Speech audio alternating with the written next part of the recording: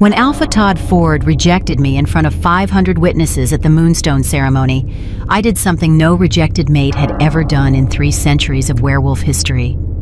I laughed.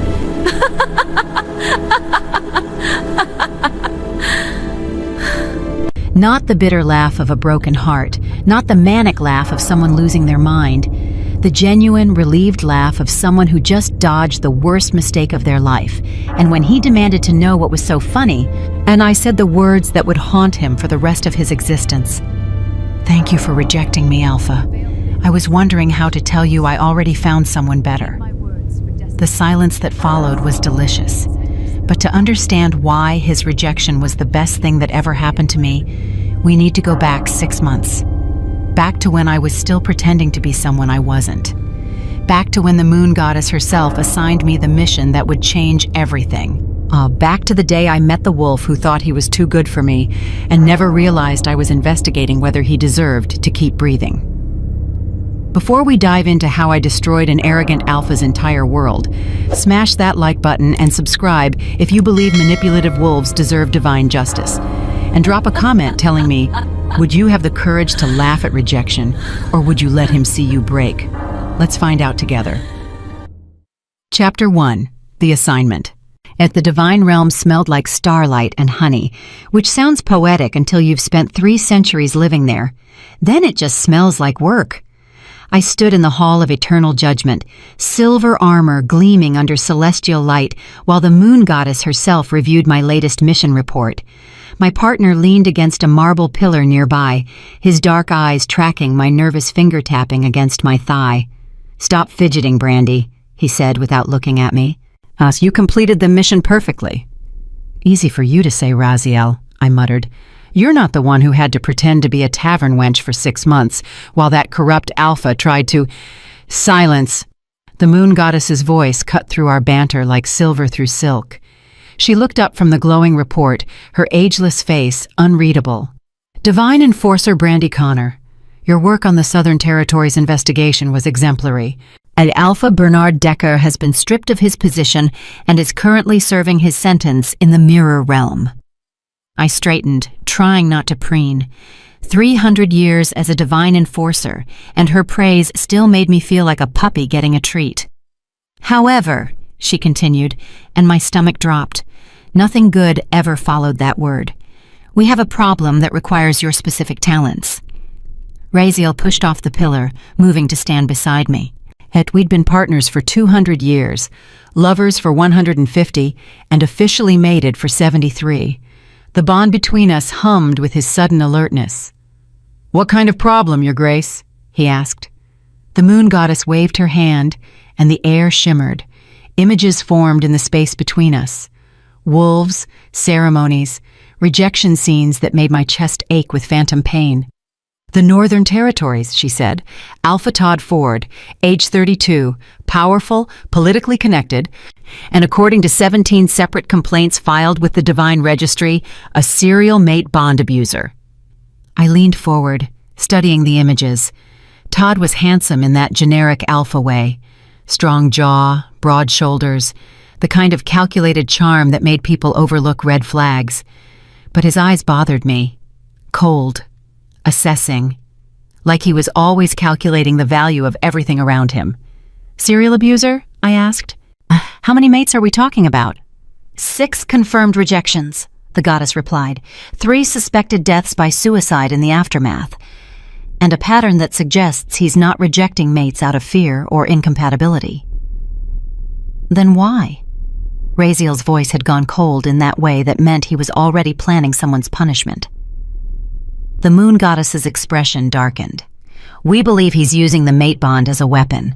Identify powerful or well-connected females, allow them to fall in love, then publicly reject them to break their confidence, then offer reconciliation. By the time he's finished manipulating them, they've given him access to their family resources, their pack connections, their personal power. Then he discards them permanently." My hands clenched into fists. "And the 3 who died? Couldn't survive the shame of being used and thrown away." The images shifted, showing 3 young she-wolves, beautiful, talented, and dead before their time because some alpha treated the moon goddess's sacred gift like a business strategy. I want him destroyed, I said flatly. I want him reformed, the goddess corrected. Destruction is easy, Enforcer Connor. True justice requires understanding the root of corruption and eliminating it permanently. She waved her hand again, and a new image appeared, a glowing thread that looked like a mate bond, but something about it made my skin prickle. What is that? I asked. A simulated bond, Raziel breathed. You want to test him? The moon goddess nodded. I want to know if Alpha Todd Ford is simply a product of a corrupt system or if he's genuinely irredeemable. To do that, I need to see how he treats a mate bond when he thinks no one important is watching. Understanding clicked into place. You want me to go undercover? More than that, the goddess's eyes met mine. I want you to become his mate, or rather, I want him to think you're his mate. I'll create a simulated bond strong enough to fool him completely. You'll integrate into his pack, allow him to go through his usual pattern, and document everything. And when he rejects her? Raziel's arm moved around my waist, protective. These investigations can take months, Your Grace. You're asking her to endure intentional heartbreak. The simulated bond won't cause her real pain, the goddess interrupted gently. She'll feel the connection enough to make it convincing. But her true mate bond, she gestured at the silver thread connecting Raziel and me, will protect her heart. The rejection will sting her pride at most. I looked at Raziel. We'd been separated for missions before, but never for something like this. Never for something that required me to pretend to fall in love with someone else. How long? I asked. 6 months maximum, the goddess replied. Integrate into his pack, let him initiate the mate bond recognition, document his pattern, and then wait for the inevitable rejection. The moment he rejects you publicly, you'll invoke divine review and bring formal charges. And if he doesn't reject me?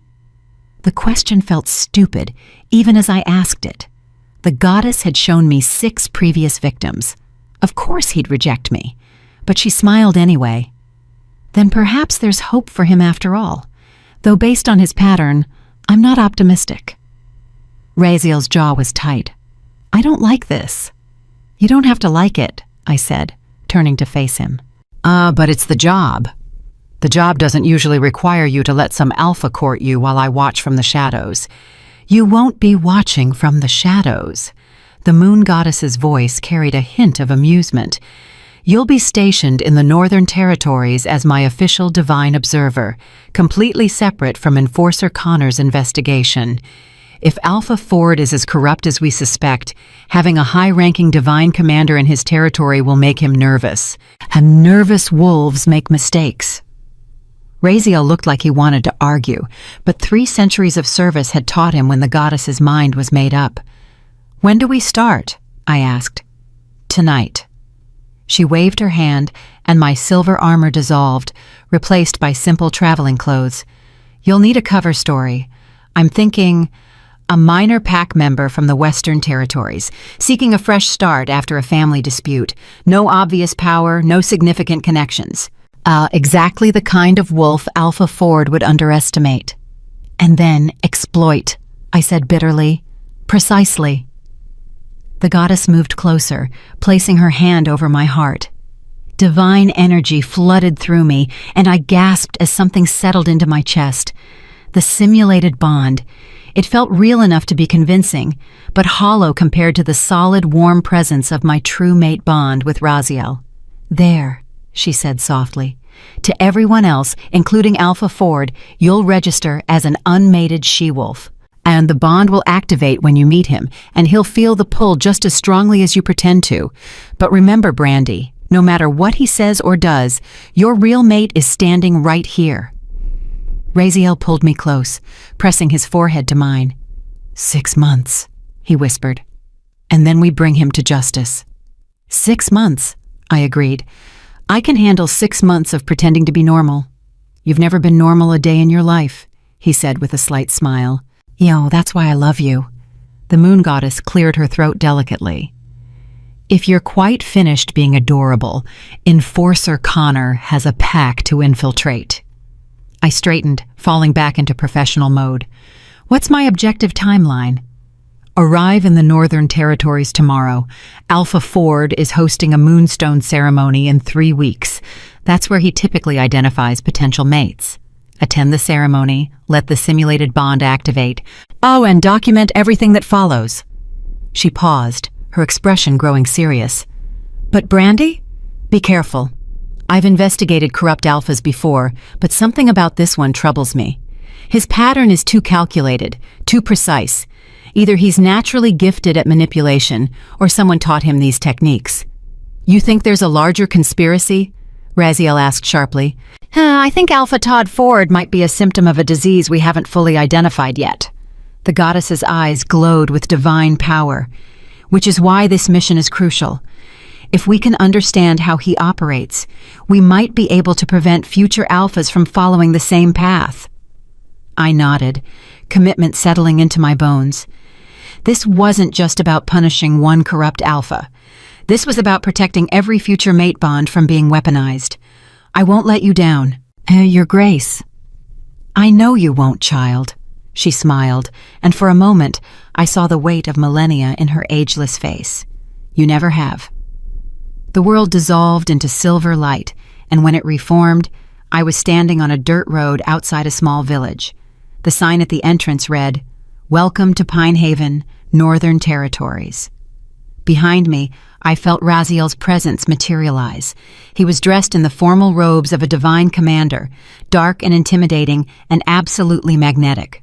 Had my heart ached with the knowledge that for the next 6 months, I'd have to pretend he was a stranger. "I'll be watching," he said quietly. "Every moment. If he hurts you—" "He won't," I interrupted, "because I'm going to be the best actress he's ever seen. I'm going to make him think I'm exactly what he's looking for. And then, when he rejects me—" I smiled, cold and sharp. "I'm going to destroy his entire world." Raziel's answering smile was equally vicious. That's my girl." He vanished in a shimmer of divine light, leaving me alone on the road to Pine Haven. I took a deep breath, centering myself. For the next 6 months, I wasn't Divine Enforcer Brandy Connor, mated to the most powerful divine commander in the celestial realm. I was just Brandy, a nobody from nowhere, hoping to start fresh in a new pack. The perfect target for a predator who preyed on vulnerable she-wolves. I started walking toward the village, a genuine smile on my face. And Alpha Todd Ford had no idea what was coming for him. And honestly, I couldn't wait to see his face when he finally figured it out. Chapter 2. The Perfect Target. 3 weeks in Pine Haven, and I'd almost forgotten what it was like to be ordinary. Almost. I'd rented a tiny cottage on the edge of pack territory, taken a job at the local bakery, and spent my evenings pretending to read romance novels while actually reviewing case files on Todd that I'd hidden in a false bottom trunk. And the other pack members had accepted me easily enough.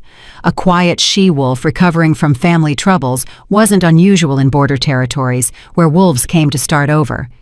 What was unusual was how quickly I'd identified the rot beneath Pine Haven's pleasant surface. "Another one," my coworker Ida whispered, as we arranged morning pastries in the display case. She nodded toward the window where a young she-wolf walked past, head down, shoulders hunched. "That's Suzanne. She was so vibrant 6 months ago. Then Alpha Ford took an interest, and now—" She trailed off, shaking her head. I'd heard variations of this story a dozen times already. Todd's pattern was even more systematic than the moon goddess had suspected. He didn't just target random she-wolves. He specifically chose ones with something to offer. Suzanne's father controlled the largest lumber mill in the territory. Before Todd's interest, she'd been confident, ambitious, as planning to expand her family's business. Now she looked hollow. Did he reject her? I asked carefully, playing the curious newcomer. Ida's expression darkened. Worse. He kept her on a string for months, making promises about mating, getting her father to agree to a business merger, then suddenly decided she wasn't alpha female material. Broke it off 2 weeks before the planned mating ceremony. Her father's stuck in a bad contract, and Suzanne, she sighed. Well, you can see for yourself. My hands tightened on the tray of croissants. 6 months ago, Suzanne would have been laughing, planning, living.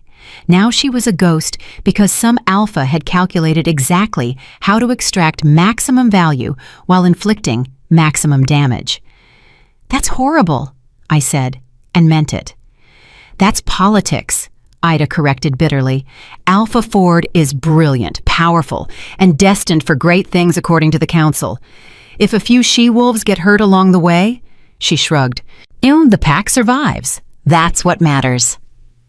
The door chimed, and Ida's entire demeanor shifted.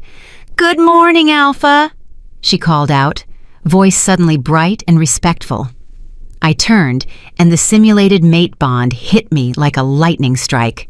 Todd Ford stood in the doorway, morning sunlight catching his auburn hair and highlighting a face that belonged on recruitment posters for what alphas should look like. Strong features, confident posture, and a smile that probably made unmated she-wolves weak in the knees. The simulated bond flared hot in my chest, pulling me toward him with uncomfortable intensity. I steadied myself against the counter, genuinely startled by how real it felt. The moon goddess hadn't been kidding about making it convincing.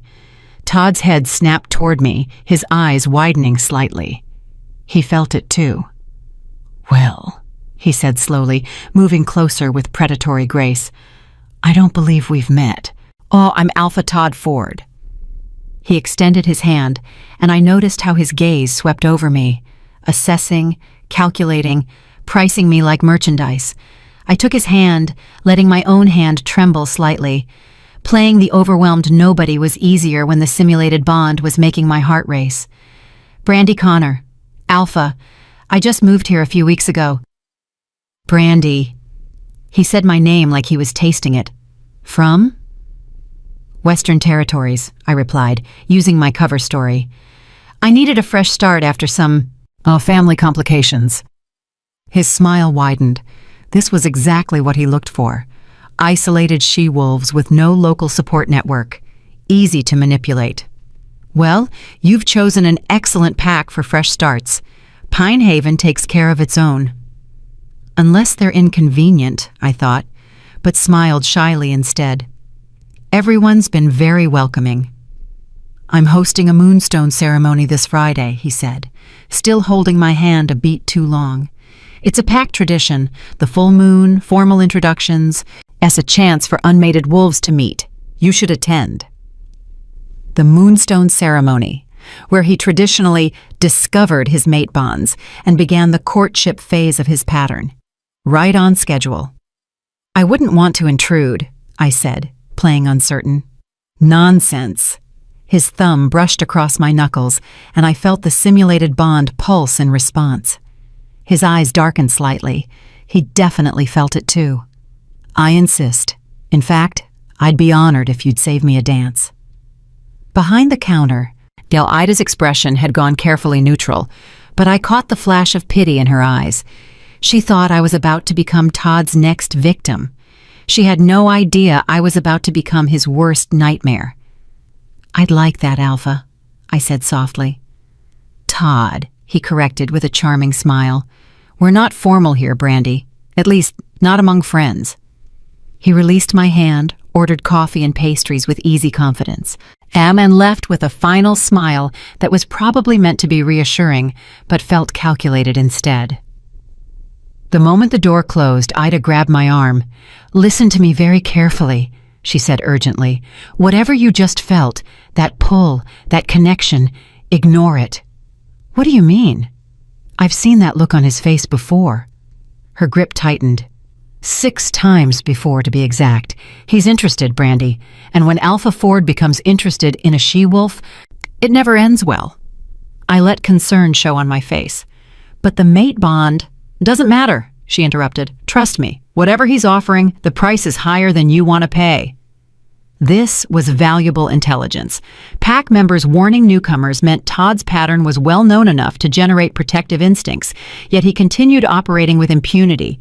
Either he was protected by higher authorities, or the benefits he brought to the pack outweighed the collateral damage of broken she-wolves.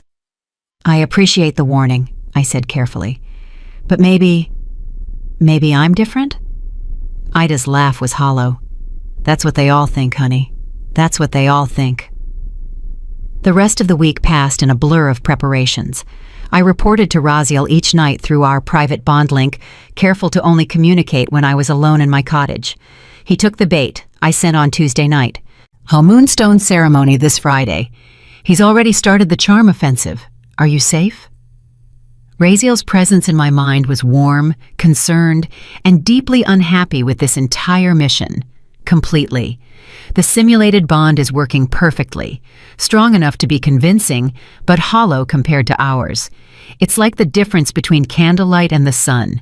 Poetic, he sent back with dry amusement. I'm positioned at the Northern Council Hall as official divine observer. If you need me, I know. I smiled, as even though he couldn't see it. 6 months, remember? I can handle one arrogant alpha. It's not him I'm worried about. It's the system protecting him. That was the real question, wasn't it? How had Todd operated for years with 6 confirmed victims and 3 suspected deaths without facing consequences?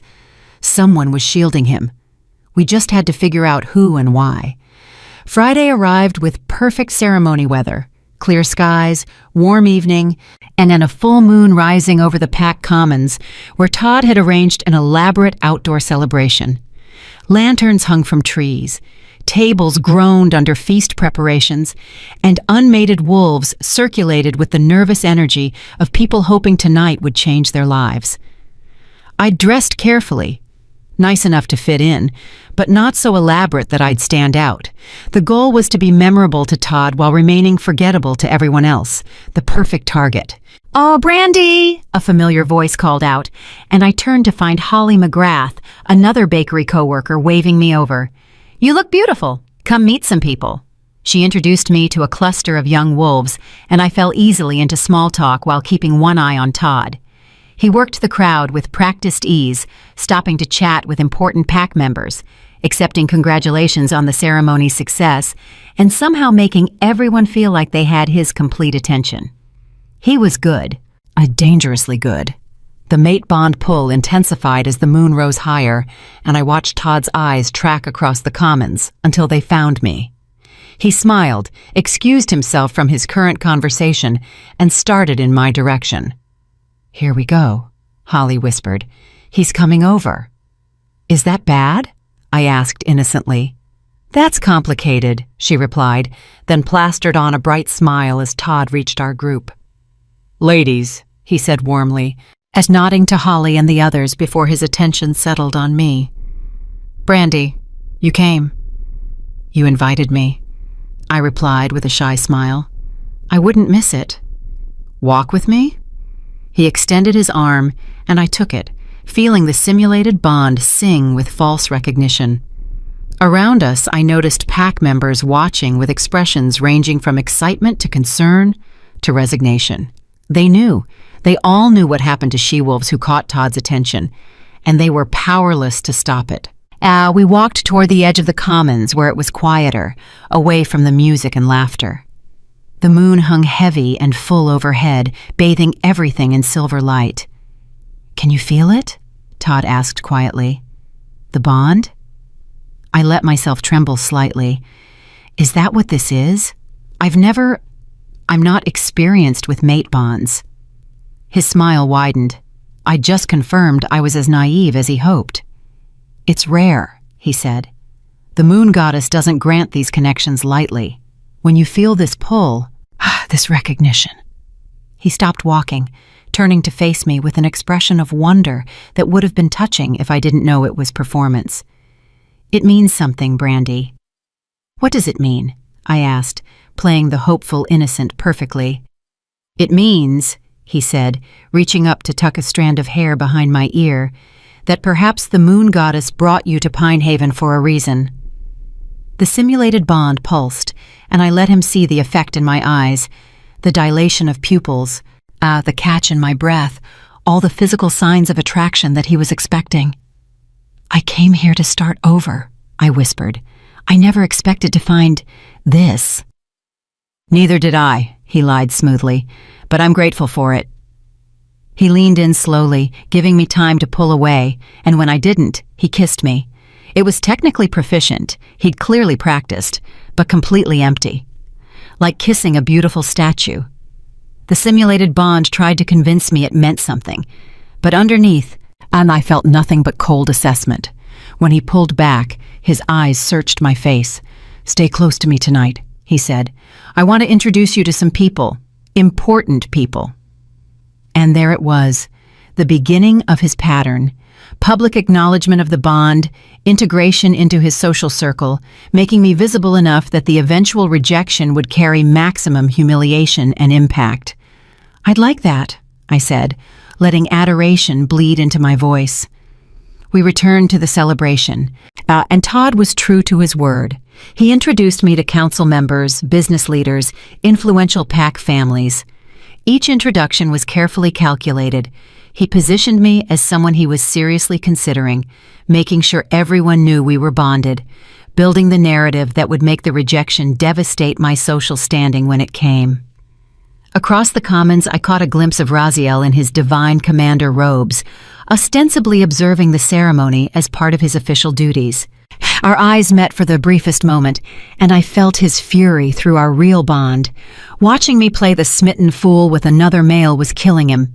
"It's not real," I sent through our private link. "None of it is real." "I know," he sent back tightly. "Doesn't make it easier to watch."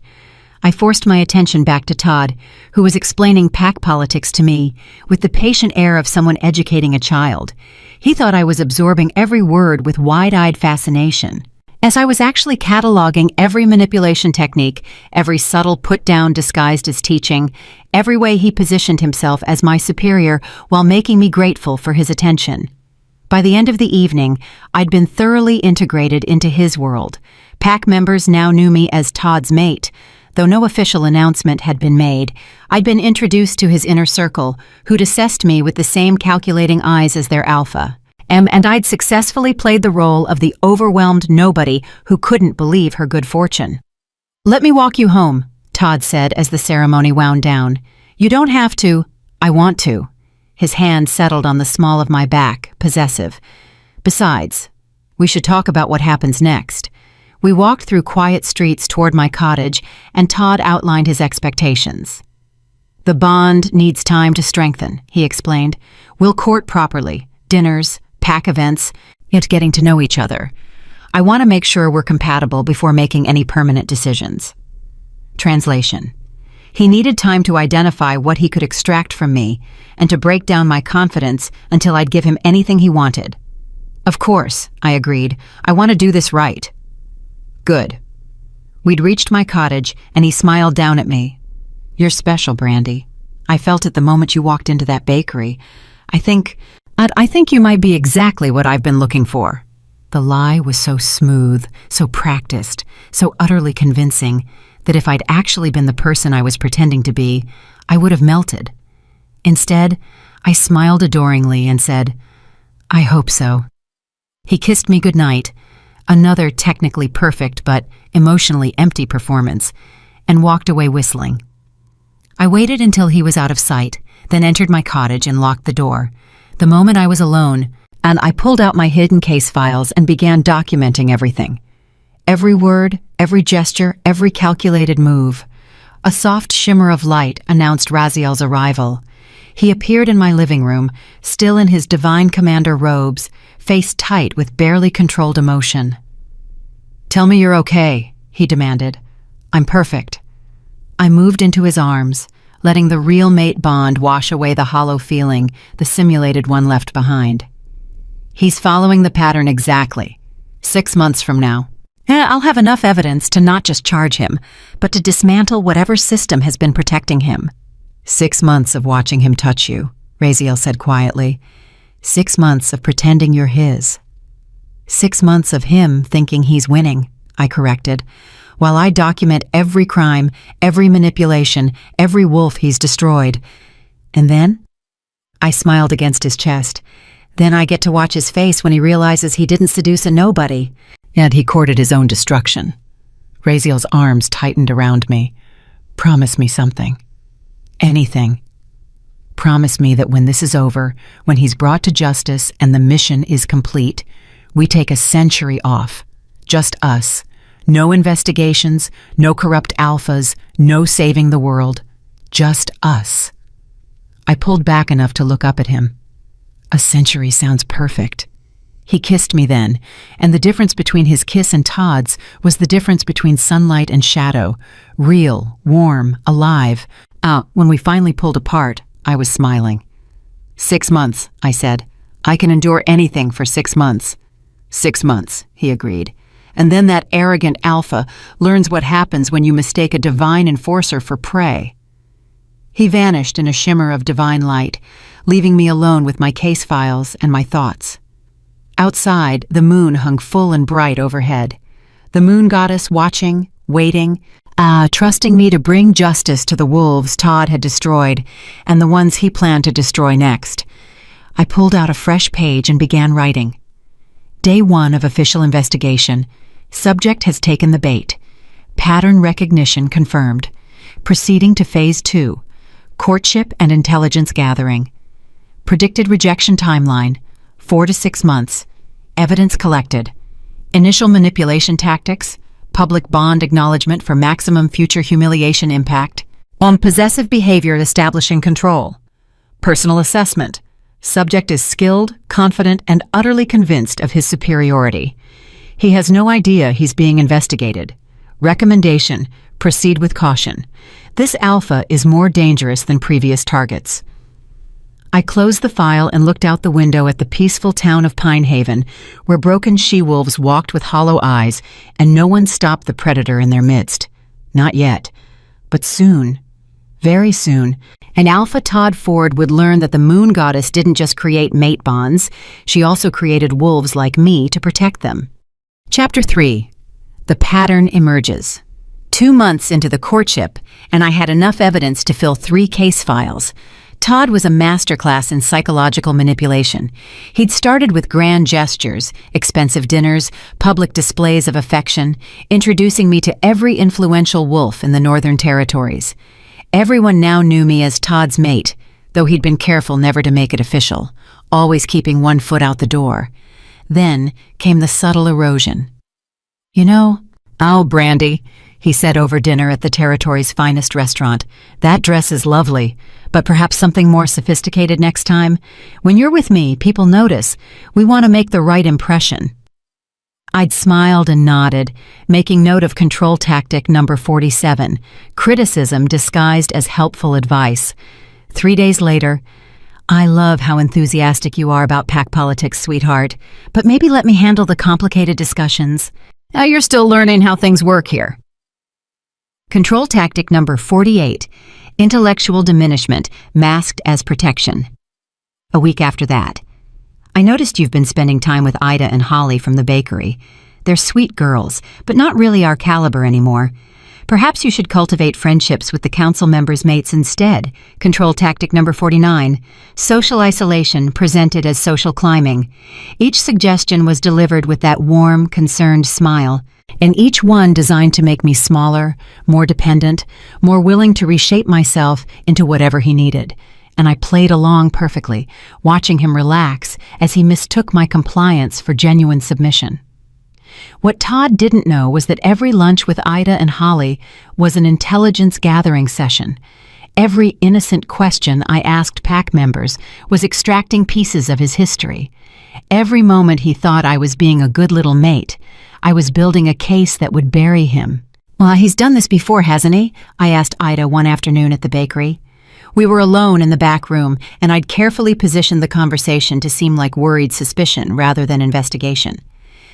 "The way he's changing me, making suggestions about how I dress, who I talk to, what I say."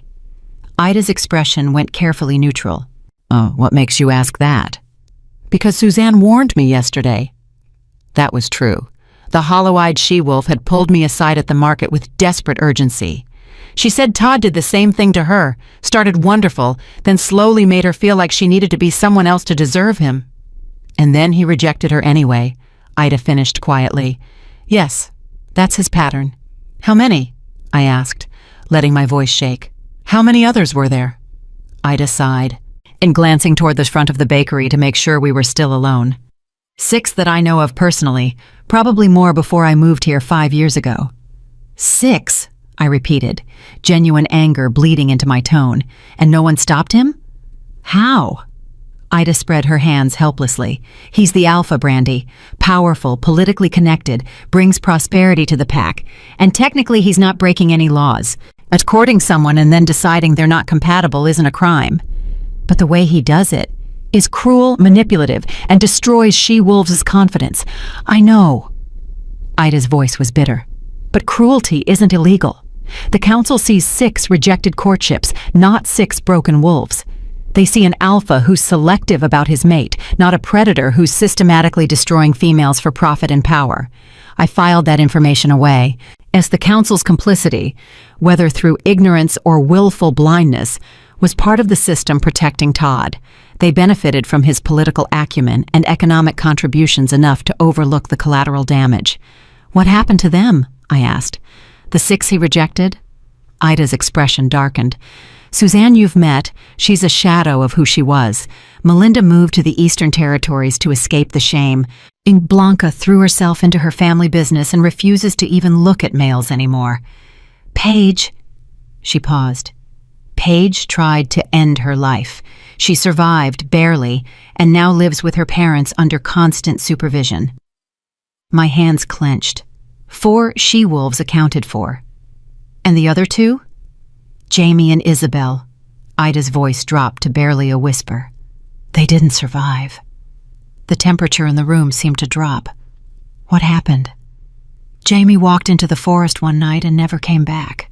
They found her body 3 days later at the base of Widow's Cliff. Official ruling was accidental fall. Ida's eyes were hard. But she left a note that her family burned before the council could see it. And Isabel? Overdose on sleeping medication, 6 months after Todd's very public rejection at the spring equinox celebration. Ida's voice was flat, reciting facts to keep emotion at bay. She'd given Todd access to her family's mining operation through a business deal his lawyers drafted. And after the rejection, her family was locked into a contract that gave Todd 60% of the profits. Isabel blamed herself for being too trusting. I felt sick, and it wasn't acting. 2 dead she-wolves, 4 destroyed ones, and Todd just kept operating, kept hunting, kept destroying lives while the pack looked away. Why are you telling me this? I asked. Ida met my eyes directly. Because you seem like someone who might actually fight back. The others, they loved him, really loved him. By the time he was done breaking them down, they couldn't imagine standing up for themselves. She gripped my hand. But you've got something different in your eyes, Brandy. Like you're not quite as fooled as you pretend to be. I was impressed despite myself. Ida was more perceptive than I'd given her credit for. I don't know what you mean, I said carefully. Yes, you do. She squeezed my hand once, then let go. Just be careful. And if you do decide to fight back, make it count. Make sure he can't do this to anyone else. That evening, I had dinner at Todd's estate, a sprawling mansion that screamed wealth and power. He'd been building toward something for weeks, and I suspected tonight was when he'd make his move to the next phase. I was right. I've been thinking, Todd said over dessert, his tone casual but his eyes calculating, about us, about our future. I set down my fork, giving him my full attention. Yes? The mate bond between us is strong, Brandy. Undeniable. He reached across the table to take my hand. But I'm an alpha. I have responsibilities to the pack, political obligations, expectations to manage. Here it came. The setup for eventual rejection, wrapped in concern about duty and responsibility. I understand, I said softly. Do you? He studied my face. Because I need to know you're serious about this, about being an alpha's mate. It's not easy. There are sacrifices, compromises, changes you'd need to make. What kind of changes? Well, for instance, he gestured vaguely. Your job at the bakery. It's charming, but not really appropriate for an alpha's mate. You'd need to step into a more visible role, charity work, council events, social leadership. Translation: quit your job so you're financially dependent on me. That makes sense, I agreed, and your living situation. He smiled warmly. That cottage is quaint, but you should move into the estate. That we should be together, really get to know each other without the barrier of distance. Translation: isolate you from your support system and put you under my constant supervision. Move in with you? I let uncertainty show. That's a big step. Only if you're serious about us, he said, and there was the edge beneath the warmth. If you're not ready for that level of commitment, perhaps we should reconsider whether this bond is as strong as we thought. The threat was delicate but clear: comply or face rejection. I let him see me waver, then slowly nod. You're right. If we're going to do this properly, I should commit fully. When would you want me to move in? His smile widened. I'd passed another test. This weekend? I'll send pack members to help with your things. This weekend, I agreed, my mind already racing through implications. And moving into his estate would give me access to his private files, his business dealings, his personal correspondence. It was a risk, harder to maintain my cover under constant proximity, but the intelligence value was enormous. There's one more thing. Todd's thumb traced circles on my palm. I need you to sign some documents, standard pack integration paperwork for mates moving into alpha housing, liability waivers, resource usage agreements, that sort of thing. Every alarm bell in my divine consciousness started ringing. What kind of resource usage agreements? Oh, just formalities. He waved dismissively.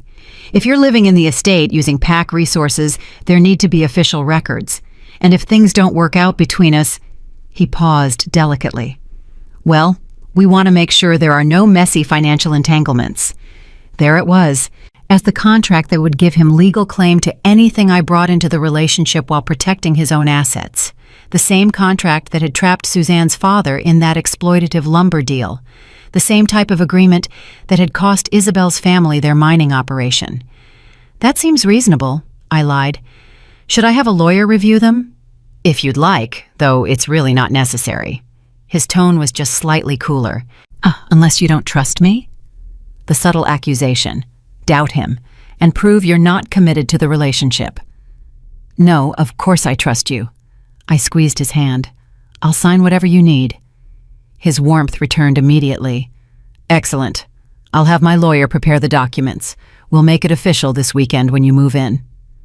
I smiled adoringly while mentally cataloging this as evidence item number 157, predatory contract designed to exploit mate bond for financial gain.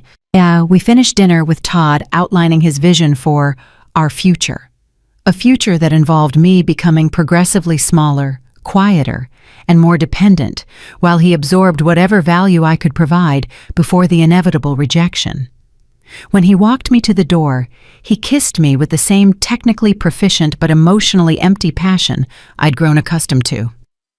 I'm glad you're being reasonable about this, he murmured against my hair. Some of my previous relationships, and ended badly because the females couldn't handle the realities of being with an alpha. But you're different, Brandy. You understand what's required. I just want to make you happy, I said, and watched his ego expand at the submission in my tone. The moment I was back in my cottage, I contacted Raziel through our bond. He's accelerating the timeline, I sent. Wants me to move into his estate this weekend and sign predatory contracts. Raziel's response was immediate and furious. Absolutely not.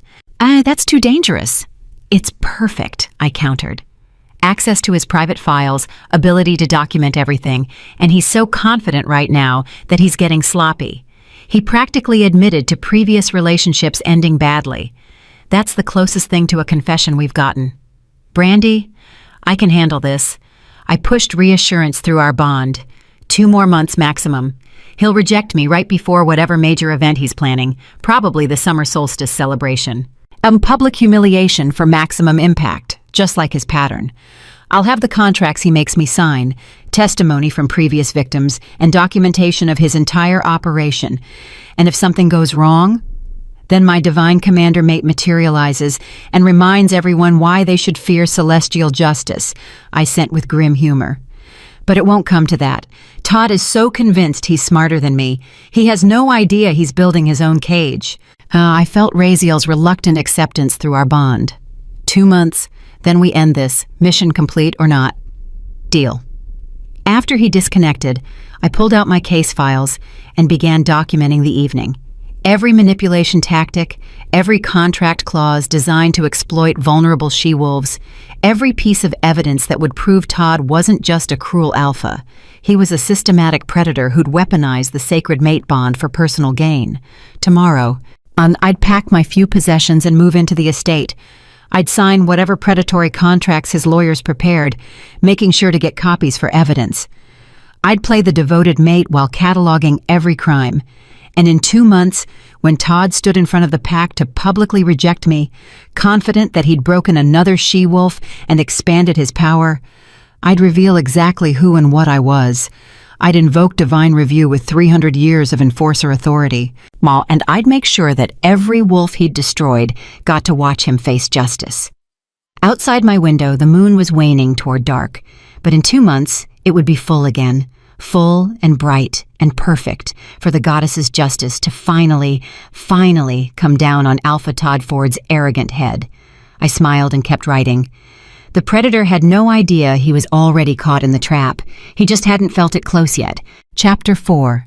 Inside the Wolf's Den. Moving into Todd's estate was like walking into a museum dedicated to his own greatness.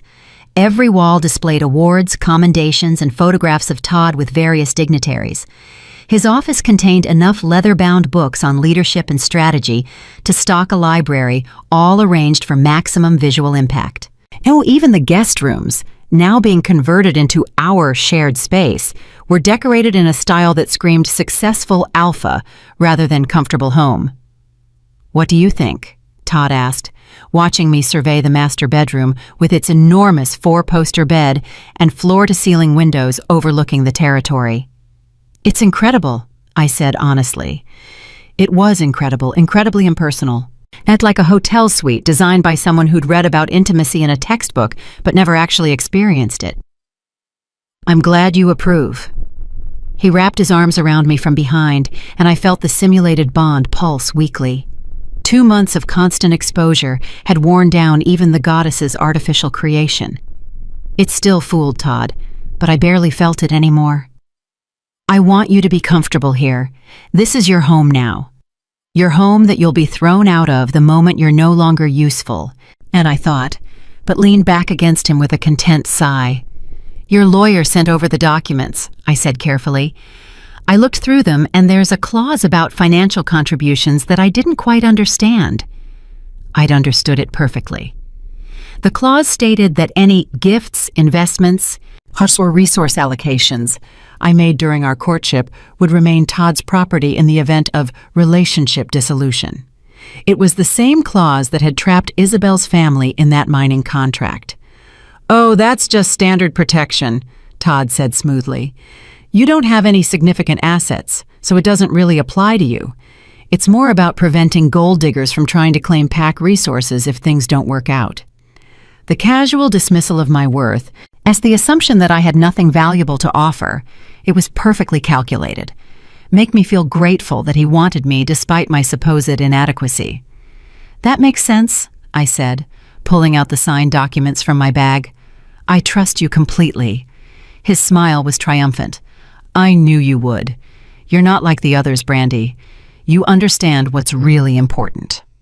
He took the contracts, and I watched him file them away in his office safe, noting the combination as he input it. Evidence secured, access to his private documents confirmed. Phase 3 of the investigation was officially underway. Living with Todd revealed layers of his operation I'd never have discovered from outside observation. His business meetings were actually coordination sessions with other alphas who use similar mate bond exploitation tactics. I documented 3 separate conversations where they shared strategies for identifying optimal targets, their term for vulnerable she-wolves with exploitable resources. His charity work was a carefully constructed public image designed to make him look benevolent while actually funneling pack resources into his private investments. The paperwork was brilliantly designed, technically legal, but ethically bankrupt. And his treatment of PAC members when he thought no one important was watching revealed the truth beneath his charming facade. Servants were dismissed for minor infractions. Wolves who questioned his decisions found themselves demoted or reassigned to undesirable positions. Anyone who posed even a minor threat to his authority was systematically destroyed through social manipulation and political maneuvering. I documented everything. Hidden recording devices planted throughout the estate, capturing conversations that would make the Divine Council's collective hair stand on end. But it was what I discovered in his private files that turned my stomach. He kept journals, detailed accounts of each relationship he'd cultivated, complete with assessments of what he'd gained and what he'd learned for next time. Melinda, mining rights secured, but rejection timeline too rushed. She became hostile rather than broken. At note, allow more time for dependency to develop before termination. Page, excellent emotional manipulation, complete resource extraction, but suicide attempt created unnecessary publicity. Note, better monitoring of mental state post-rejection to avoid messy outcomes. Jamie, total success. Family timber rights secured, she-wolf completely destroyed, minimal PAC sympathy. Cliff death ruled accidental. Perfect template for future terminations. And he'd called Jamie's death a perfect template. My hands shook as I photographed each page with the divine crystal I'd hidden in my necklace. This wasn't just predatory behavior. This was premeditated destruction of she-wolves, refined through practice until he'd perfected the art of breaking them. Brandy? Todd's voice from the doorway made me jump. What are you doing in my office? I'd been so focused on the journals I hadn't heard him approach. Fatal mistake for an undercover investigator. I was looking for paper, I said quickly, letting nervousness show. I wanted to write a letter to my family in the Western Territories, and I didn't want to bother you while you were in your council meeting. He studied me for a long moment, and I felt the weight of his assessment. Was I a threat? Had I seen something I shouldn't have? Then his expression softened into indulgent amusement. Sweetheart, you don't need to sneak around. If you need something, just ask. He moved closer. And I noticed he positioned himself between me and the desk where his journals lay open. But perhaps use the study down the hall for personal correspondence. This office contains sensitive PAC business. Of course. I moved toward the door, then paused. I'm sorry. I didn't mean to invade your privacy. No harm done. But his eyes were cooler now, more watchful. Just remember, some spaces are mine alone. Respect those boundaries and we'll be fine. The warning was clear. I'd overstepped, and he was reminding me of my place. I spent the rest of the afternoon in the study, actually writing a meaningless letter to a fictional family while my mind raced. Todd was getting suspicious. I needed to be more careful, or he'd accelerate his timeline to cut his losses. That evening, Raziel appeared in my room while Todd was out at another council meeting. His divine commander robes were gone, replaced by casual clothes that made him look almost normal. Almost. Yeah, you're taking too many risks, he said without preamble. Todd caught you in his office? I got careless. I moved into his arms, letting the real mate bond soothe the lingering tension. But I got photographs of his journals. Raziel, they're worse than we thought. He's not just exploiting she-wolves, he's studying them, refining his techniques. Jamie's death wasn't accidental. He planned it. Raziel's arms tightened around me. That's premeditated murder. It is. And I have proof. I pulled back to look at him. 2 more weeks, that's all I need. The summer solstice celebration is in 14 days, and based on his pattern, that's when he'll make his move. Public rejection, maximum humiliation, and then I invoke divine review with enough evidence to not just strip him of power, but bring criminal charges. 14 days, Raziel repeated. And you're sure you're safe until then? He needs me cooperative for whatever he's planning. I'm safer now than I'll be after the rejection. I paused. There's something else. He's been introducing me to other alphas who use similar tactics. This isn't isolated to Todd. It's a network. Raziel's expression went deadly. A conspiracy. A culture. I corrected. They're teaching each other how to exploit the mate bond system, sharing strategies, celebrating successful manipulations, treating she-wolves like resources to be harvested. I pulled up the hidden files on my crystal device. So I have names, dates, confirmed victims across 5 territories. This is bigger than one corrupt alpha. This is systemic abuse that's been normalized by the wolves benefiting from it. He studied the evidence, his face growing darker with each entry. The moon goddess needs to see this immediately. Not yet. I closed the files. If we move now, we only get Todd. The others will scatter, destroy evidence, and we'll never get another chance at a coordinated takedown. But if we wait until after Todd's public rejection, when he's confident and careless, we can move against all of them simultaneously. You want to use yourself as bait to draw out an entire conspiracy, Raziel said flatly. I want to make sure that when the moon goddess brings judgment, it's comprehensive enough that this never happens again. I met his eyes. 14 days, Raziel. Then we end all of it.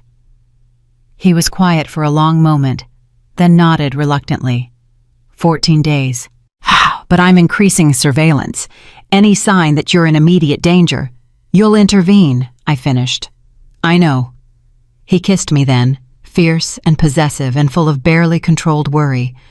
I love you, he said against my lips, and I'm going to enjoy watching you destroy them all. I love you too, I smiled, and I'm going to enjoy the look on Todd's face when he realizes he didn't seduce a naive she-wolf, but he courted divine retribution. The next 2 weeks passed in a careful dance of continued deception and evidence gathering. Todd ramped up his control tactics, criticizing my clothing choices, my conversation topics, even how I laughed at pack events. Each criticism was documented, each manipulation cataloged. He also started talking about our future in increasingly specific terms. The mating ceremony we'd have, the position I'd take in pack leadership, the changes I'd need to make to be worthy of standing beside him. All lies, all designed to make me invest everything into a future he had no intention of delivering. 3 days before the summer solstice celebration, Todd's lawyer delivered a new set of documents. What are these? I asked, scanning the dense legal language. Business investment opportunities, Todd explained. Several council members are launching a joint venture, expanding territory, developing resources, that sort of thing. And I'm contributing capital, and I thought you might want to participate as well. I read more carefully. The investment required significant financial contribution with all assets and returns controlled by Todd as primary stakeholder. It was the same trap that had caught Suzanne's father, Isabel's family, and countless others. The only problem was I didn't have any family business to sign away. I'd come to Pine Haven as a nobody with nothing. Todd, I said carefully, I don't have the kind of money this requires. His smile was understanding. I know, sweetheart, but you have something better. You're my mate. Your signature on these documents shows unity, shows the council that we're committed to each other and to the pack's future. It's symbolic more than financial. Symbolic until he rejected me and used my signature to claim I'd invested willingly in ventures that would benefit him long after I was gone. Another layer of the trap. Now, if you're seeing how deep Todd's manipulation runs and want to watch Brandy's revenge unfold, subscribe if you haven't, because the next chapter is where everything explodes. I trust you completely, I said, signing my name with a trembling hand that was half acting and half genuine anger at how many she-wolves had fallen for this exact scheme. I know you do. He kissed my forehead like I was a child who'd performed a trick correctly. That's what makes you perfect. 2 days later, at the night before the summer solstice celebration, Todd called me into his office. I have something important to discuss, he said, and I recognized the tone. This was it, the setup for tomorrow's public rejection. What is it? I asked, playing the loving mate perfectly. You know I care about you, Brandy. He took my hands, his expression grave. These past months have been wonderful. You've been everything I could have asked for in a mate. Past tense. He was already distancing himself. But, I prompted softly, but I've been thinking about the future. about what the pack needs, about my responsibilities as alpha. He sighed like this was causing him pain, and I'm not sure we're as compatible as I'd hoped. There it was, the beginning of the rejection script he'd used 6 times before. What do you mean? I let my voice shake. You're wonderful, Brandy. Sweet, trusting, eager to please. But an alpha needs a mate who can match him in strength, in political acumen. He trailed off delicately. In presence. You're simply too gentle, too inexperienced for what I need. The critique was designed to make me internalize fault, to make me believe the rejection was my failing, not his cruelty. I can change, I whispered, playing the desperate role perfectly. I can be stronger, more. No, he cut me off gently. I wouldn't want you to change who you are. That wouldn't be fair to either of us. He squeezed my hands. Tomorrow at the celebration, I'm going to make an announcement about our relationship status. I wanted you to hear it from me first, privately. I thought it would be kinder. Kinder than rejecting me without warning, he meant. As if this advance notice somehow made the public humiliation less cruel. You're ending things? I let tears fill my eyes. Tomorrow? In front of everyone? It's better to be honest, to give everyone clarity about where things stand. His tone was patient, like he was explaining something to a child. I'll make it clear that you're a lovely person who simply wasn't the right match. No one will blame you. They'd absolutely blame me. That was the entire point. Public rejection that made me look inadequate, while he looked like a decisive leader making tough choices. Please, I whispered. Please don't do this. I'm sorry, Brandy. My decision is final. He released my hands. You can stay in the estate tonight. But I think it's best if you move back to your cottage after the announcement. Clean break, you understand. I nodded, tears streaming down my face now. Real tears. Because even though I knew this was coming, even though the bond was simulated and my heart belonged to Raziel, the sheer cruelty of how Todd operated made me weep for every she-wolf who'd stood where I was standing and believed they deserved this treatment. I'll pack tonight, I managed. That's probably wise. He turned back to his desk, already dismissing me. The conversation was over. I'd served my purpose, and now I was being discarded. Oh, and Brandy?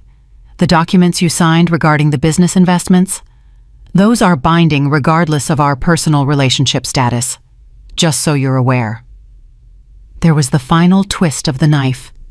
Even with nothing to take from me financially, he wanted to make sure I understood I'd signed something that could theoretically be used against me. One last demonstration of his power. I fled to my room, maintaining the heartbroken act until I was alone. Then I contacted Raziel through our bond.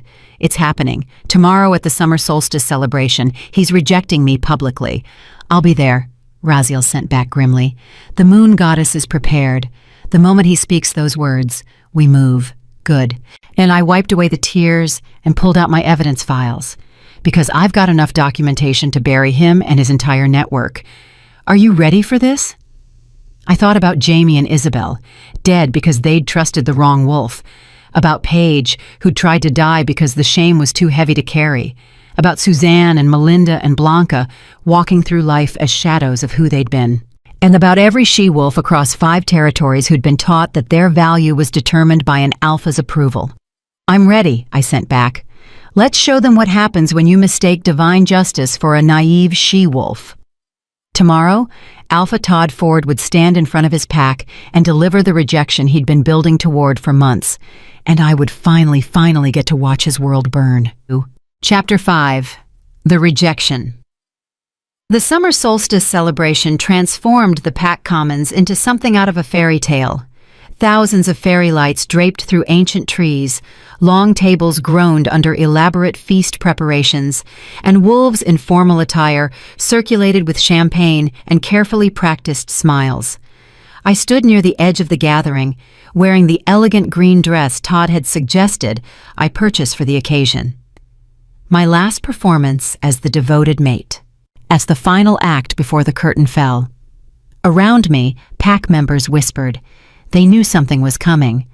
Todd had been unusually attentive all evening, keeping me close while simultaneously maintaining a subtle distance, the body language of a wolf preparing to make an announcement. Across the commons, I spotted Raziel in his divine commander robes, positioned near the raised platform where Todd would make his speech. Our eyes met briefly, and I felt his steady presence through our real bond. Supportive, ready, waiting for the signal to unleash divine judgment. "You look beautiful tonight," Todd murmured, appearing at my elbow with champagne. "Absolutely radiant." "Thank you," I said softly, accepting the glass with trembling hands, playing the nervous mate who sensed something was wrong but couldn't quite name it.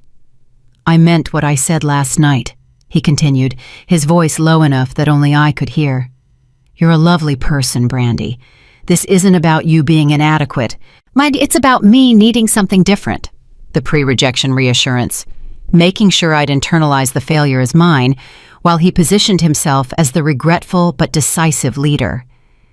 "I understand," I whispered, though my eyes betrayed confusion and hurt. "Good."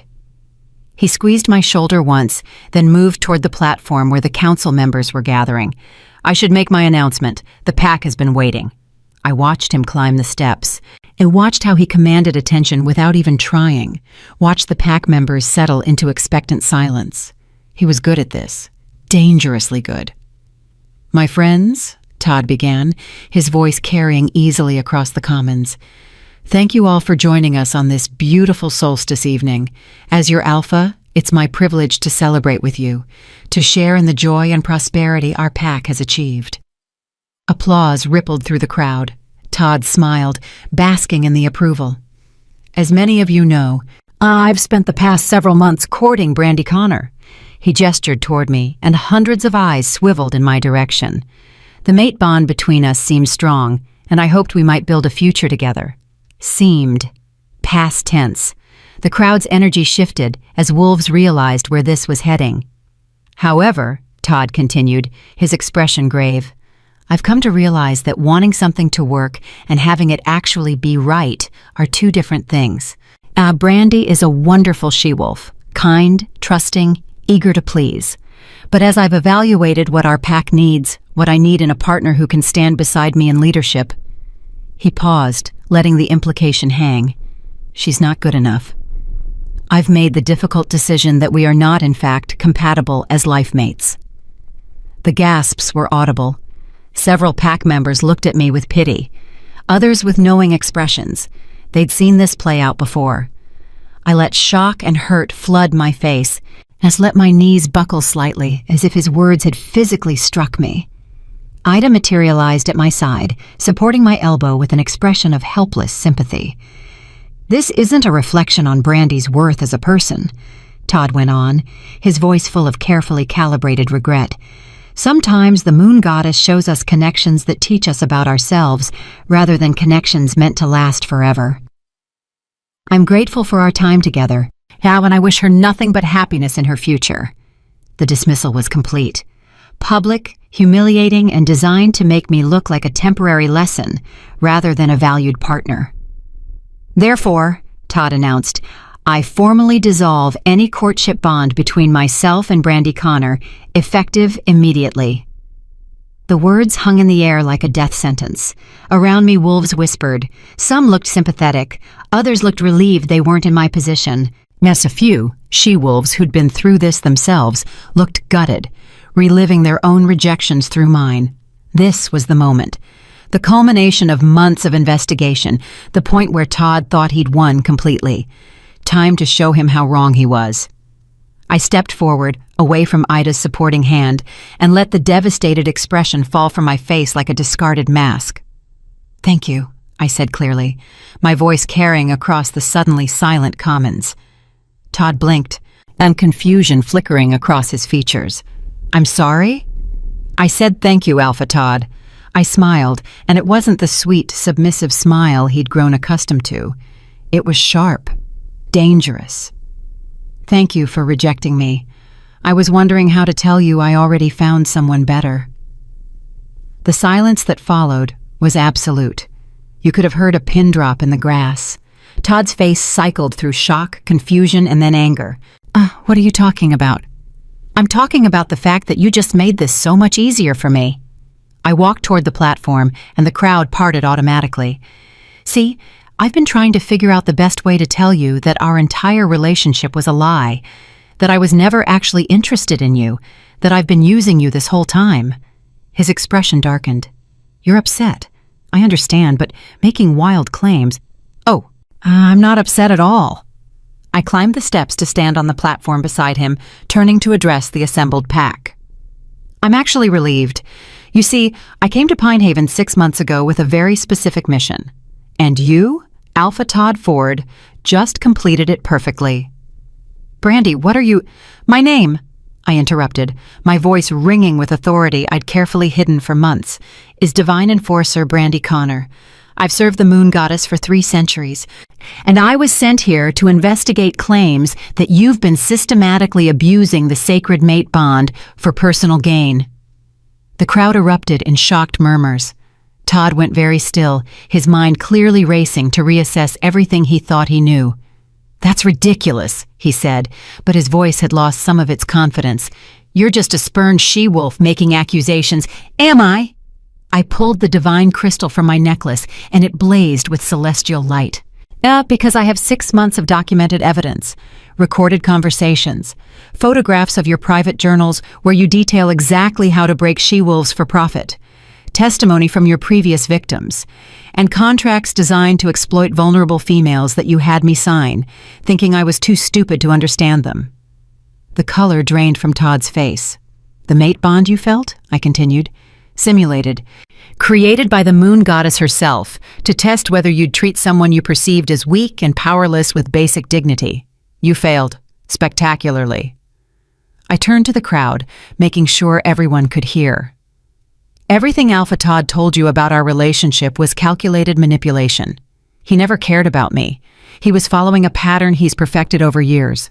Identify vulnerable she-wolves, make them fall in love, extract whatever value they possess, then publicly destroy them to maintain power and control. She's lying. Todd's composure was cracking. This is some kind of revenge fantasy. Is it? I held up the crystal, and holographic images burst into the air above the platform. Todd's journals, his conversations with other corrupt alphas, the contracts he'd used to trap Isabel's family, Suzanne's father, countless others. Because I have proof of everything, including your role in the deaths of Jamie and Isabel. The crowd's murmurs turned to angry growls. Several pack members pushed forward, recognizing names of daughters, sisters, friends who'd been destroyed by their alpha's calculated cruelty. You can't prove I had anything to do with their deaths, Todd said, but he was backing away now, realizing how completely his world was unraveling. Actually, I can. I pulled up a specific journal entry, and his own handwriting floating in the air for everyone to see. Jamie, total success. Cliff death ruled accidental. Perfect template for future terminations. The words hung there, damning and undeniable. You called her death a success, I said quietly. You turned a she-wolf's suicide into a case study for how to better destroy the next victim. The growls from the crowd grew louder. Several wolves shifted partially, their rage at their alpha's betrayal manifesting in physical transformation. Divine Commander, I called, and Raziel stepped onto the platform. The crowd fell silent again, recognizing the power radiating from him. Present, he said formally, then turned to Todd with an expression of absolute contempt. Alpha Todd Ford, you stand accused of mate bond exploitation, conspiracy to commit fraud, and complicity in the deaths of 2 pack members. How do you plead? This is insane. Todd looked around wildly, searching for support. Council members. Surely you see this as a setup. The council sees what we've always chosen not to see, said Guy Shepherd, one of the senior members, his voice heavy with shame. Because it was easier to benefit from your political acumen than acknowledge the she-wolves you destroyed to maintain it. I gave this pack prosperity, Todd shouted. I expanded our territory, increased our resources, made us powerful. By using sacred mate bonds as business tools, I interrupted. By treating she-wolves as disposable resources, by convincing yourself that results justified any method, no matter how cruel. And who are you to judge me? He snarled, his mask of civility completely shattered now. You deceived me. You lied about who you were. You're no better than... I'm exactly better than you, I said coldly, because I lied to expose corruption and protect future victims. You lied to exploit vulnerable she-wolves and increase your personal power. But we are not the same. Raziel moved closer to Todd, divine energy crackling around him. The moon goddess offers you one chance at honesty, Alpha Ford. Confess your crimes fully, name any co-conspirators, and face judgment with whatever dignity you have left, or refuse, and we'll extract the truth through divine interrogation. Todd looked between us, between the evidence floating in the air, between the angry pack members who'd trusted him and were now seeing him for what he truly was. "Shah, I want a lawyer," he said finally.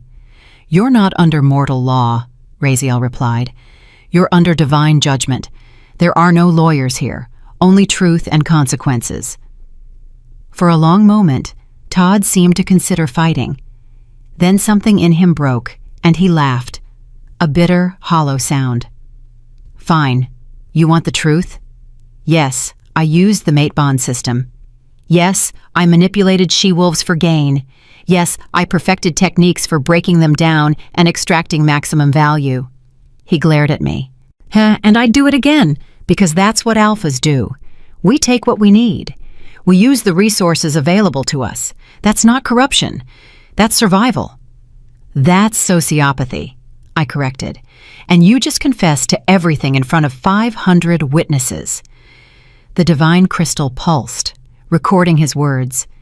Evidence captured. Confession complete. "Divine Enforcer Brandy Connor," came a voice that made everyone in the Commons drop to their knees. As the moon goddess herself appeared above the platform, radiant and terrible in her celestial glory. "You have completed your investigation. What is your recommendation?" I bowed deeply. "Your Grace, I recommend immediate stripping of alpha status, seizure of all assets gained through mate bond exploitation, mandatory restitution to all victims, and sentencing under divine law for his role in 2 she-wolf deaths." Recommendation noted. The goddess turned her attention to Todd, who was trying to maintain defiance while clearly terrified. "Alpha Todd Ford, you have weaponized my most sacred gift. You have turned bonds meant to bring joy into tools of destruction. You have broken she-wolves who trusted you and called their suffering success." "I was just..." he started. "Silence." Her voice cracked like thunder. "You will not speak again until I grant permission." Todd's mouth snapped shut, divine power binding him. "You asked for judgment?" the goddess continued. Very well. Here is my sentence. You will experience what you have inflicted. For the next 7 years, you will feel mate bonds with 7 different she-wolves. Each bond will be genuine, overwhelming, all-consuming, and each will reject you using the exact words and methods you used on your victims. Todd's eyes widened in horror as he understood the implications. You will feel Isabel's desperation as you try to convince them you're worthy. Yet you will experience Jamie's despair when they publicly humiliate you. You will know Paige's devastation when they discard you like garbage. And unlike them, you will not have the mercy of forgetting or the escape of death. You will remember every moment, feel every pain, and understand precisely what you have done to others. The goddess's eyes blazed brighter. "Your first bond activates now!" Todd gasped, his hand flying to his chest as divine magic struck. As his eyes locked onto a she-wolf in the crowd, Melinda, one of his previous victims, and I watched his expression transform into desperate, genuine longing. Melinda looked at him with utter contempt. "You?" she said, her voice dripping with disgust. "My mate? The moon goddess must be joking. You're beneath me. You're nothing." His own words, his own tactics, thrown back at him with surgical precision. Todd collapsed to his knees, the pain of rejection written across his face. Real pain this time. And not the calculated performance he'd used on countless others, but genuine heartbreak. 7 years, the goddess said softly. 7 bonds, 7 rejections. Perhaps by the end you'll understand why mate bonds are sacred, or perhaps you'll simply learn what it means to suffer. She turned to me. Well done, Enforcer Connor. Your investigation has exposed not just one corrupt alpha, but a network of abuse spanning 5 territories. And the other alphas you identified will face similar judgment. Thank you, Your Grace. The goddess smiled. Now go to your real mate. You've earned rest. She vanished in a flash of silver light, leaving Todd on his knees, experiencing his first rejection while the pack he'd ruled looked on with a mixture of satisfaction and pity. Raziel pulled me into his arms, and I felt the real mate bond, warm, solid, alive, wash away the lingering hollowness of the simulated one. It's over, he murmured against my hair. Not yet. I pulled back to address the crowd. For everyone here who's been hurt by Alpha Ford's manipulation, for the families of Jamie and Isabel, for Suzanne and Paige and Blanca, and every she-wolf who was taught that rejection meant they were worthless, this is your proof that you were never the problem. He was. The system that protected him was. And that system is being dismantled as we speak. Around the commons, several she-wolves were crying. Not from sadness, but from relief, from validation, from finally understanding that their pain had been real and unjust, not deserved. Ida pushed through the crowd to reach me. You were investigating him the whole time? Every moment, I smiled at her. You tried to warn me about his pattern. Thank you for that. Your testimony will help make sure he faces full accountability. I just wish I'd fought back myself, she said quietly. You did. I squeezed her hand. You warned new she-wolves. Oh, you remembered the ones he destroyed. You kept their stories alive when everyone else wanted to forget. That matters. The council members approached, led by Guy Shepherd. Enforcer Connor, we owe you an apology. We allowed this to continue because it was politically convenient. Because Alpha Ford brought prosperity that we valued more than the she-wolves he destroyed. Yes, you did, I said bluntly, and you'll answer for that complicity. The Moon Goddess's investigation doesn't end with Todd. Every wolf who enabled him, who looked the other way, who benefited from his crimes, you'll all face accountability. Guy nodded, accepting the judgment. We deserve nothing less. Across the commons, pack members were approaching the platform where Todd still knelt, overwhelmed by his first rejection. Some spat at his feet. Others simply stared, witnessing the fall of a wolf they'd feared and followed. Suzanne's father was there, tears streaming down his weathered face. My daughter, he said to Todd. You broke my daughter. Todd couldn't respond. The goddess's binding still held, but his eyes showed something that might have been shame. I hope these 7 years teach you what it means to hurt, the father continued. I hope you feel a fraction of what she felt, what they all felt. He turned and walked away, and I watched other family members approach with similar sentiments, justice being served one painful moment at a time. Come on, Raziel said quietly. Let them have this moment. You've done your job. He was right. This wasn't about me anymore. This was about a pack beginning to heal, about she-wolves reclaiming their narratives, about a system of abuse finally facing consequences. We walked away from the celebration turned judgment, and with each step, I felt the weight of 6 months of deception lifting. I'd been Brandy, the naive nobody, for so long that being myself again felt strange. How does it feel? Raziel asked. To finally drop the act? Liberating. I leaned into him. And exhausting. I never want to pretend to be submissive again. He laughed. Good. Because watching you play weak and helpless was torture. I much prefer you, terrifying and competent. You say the sweetest things. We reached the edge of pack territory, where divine light would transport us back to the celestial realm, but I paused, as looking back at these commons, where the summer solstice celebration had turned into something else entirely. A reckoning. A revolution. A reminder that abuse hidden in plain sight could be exposed by wolves brave enough to look. Do you think it'll change things? I asked. Long term? Raziel considered. Maybe, Todd wasn't the disease. He was a symptom. But symptoms can be treated. And I think watching him face consequences will make other alphas think twice before following his example. And the she-wolves? I thought of Suzanne, of Paige, of all the others still carrying scars. Will they heal? Some will, some won't, but they'll all know their pain was real and unjust. That matters more than you might think. He was right.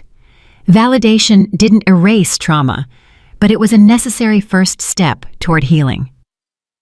"Ready to go home?" he asked. "More than ready." I smiled. "And we have a century-long vacation to start." "Actually," Raziel said with a slight wince, "the goddess has already assigned us a new investigation. Apparently, there's a corrupt pack in the Eastern Territories that—" I held up a hand. "Raziel, my love, light of my eternal life, if you finish that sentence, I will make you experience what Todd's going through." He laughed and pulled me close. "Fine. 1 century. No investigations. Just us." Perfect. We stepped into the divine light together, Edva leaving Pine Haven to its healing and Todd to his punishment. Behind us, I heard the pack beginning to sing, an old moon hymn about justice and renewal. My work here was done. But somewhere in the Eastern Territories, another corrupt alpha was probably exploiting she-wolves and thinking he'd never face consequences. He was wrong. They were all wrong. Because the moon goddess had wolves like me to make sure that sacred bonds stayed sacred. And we were very, very good at our jobs. Chapter 6. The Network Exposed. 3 days after Todd's public sentencing, I stood in the Hall of Eternal Judgment, reviewing evidence files that made my 6-month investigation look simple by comparison. The Divine Crystal had been analyzing data continuously since the confrontation, cross-referencing Todd's documented connections with complaint records across 5 territories. What emerged was worse than we'd suspected. 47 alphas, I said aloud, and staring at the holographic web of connections floating in front of me.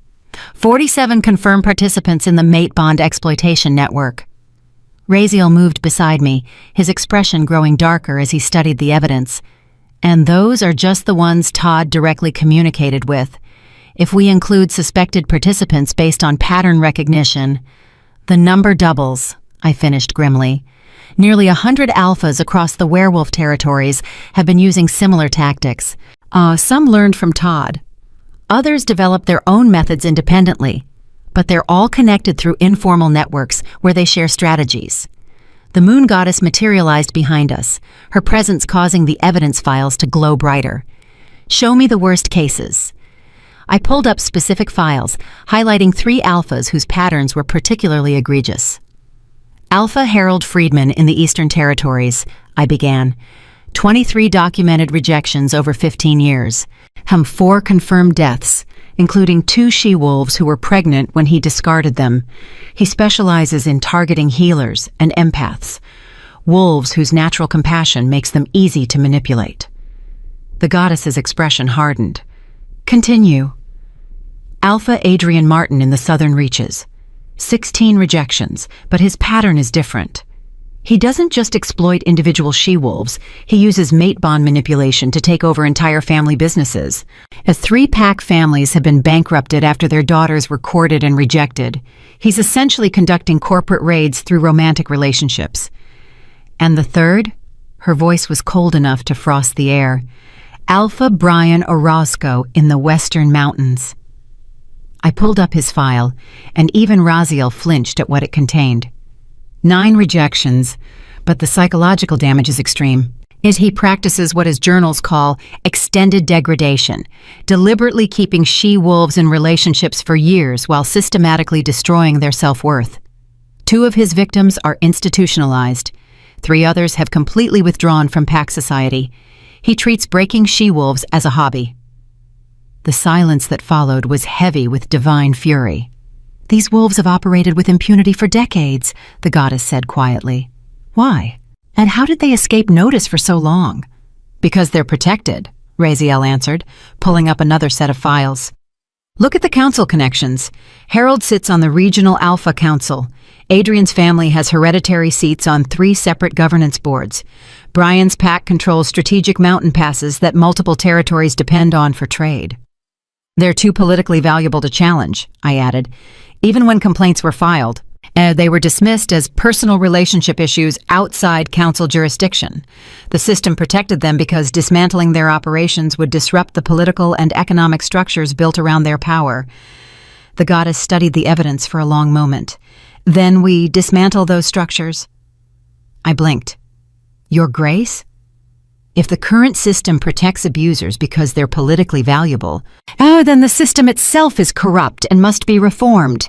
Her eyes blazed with determination. We don't just punish these 47 alphas. We rebuild werewolf governance from the foundation up. Raziel and I exchanged glances. This was bigger than any investigation we'd conducted.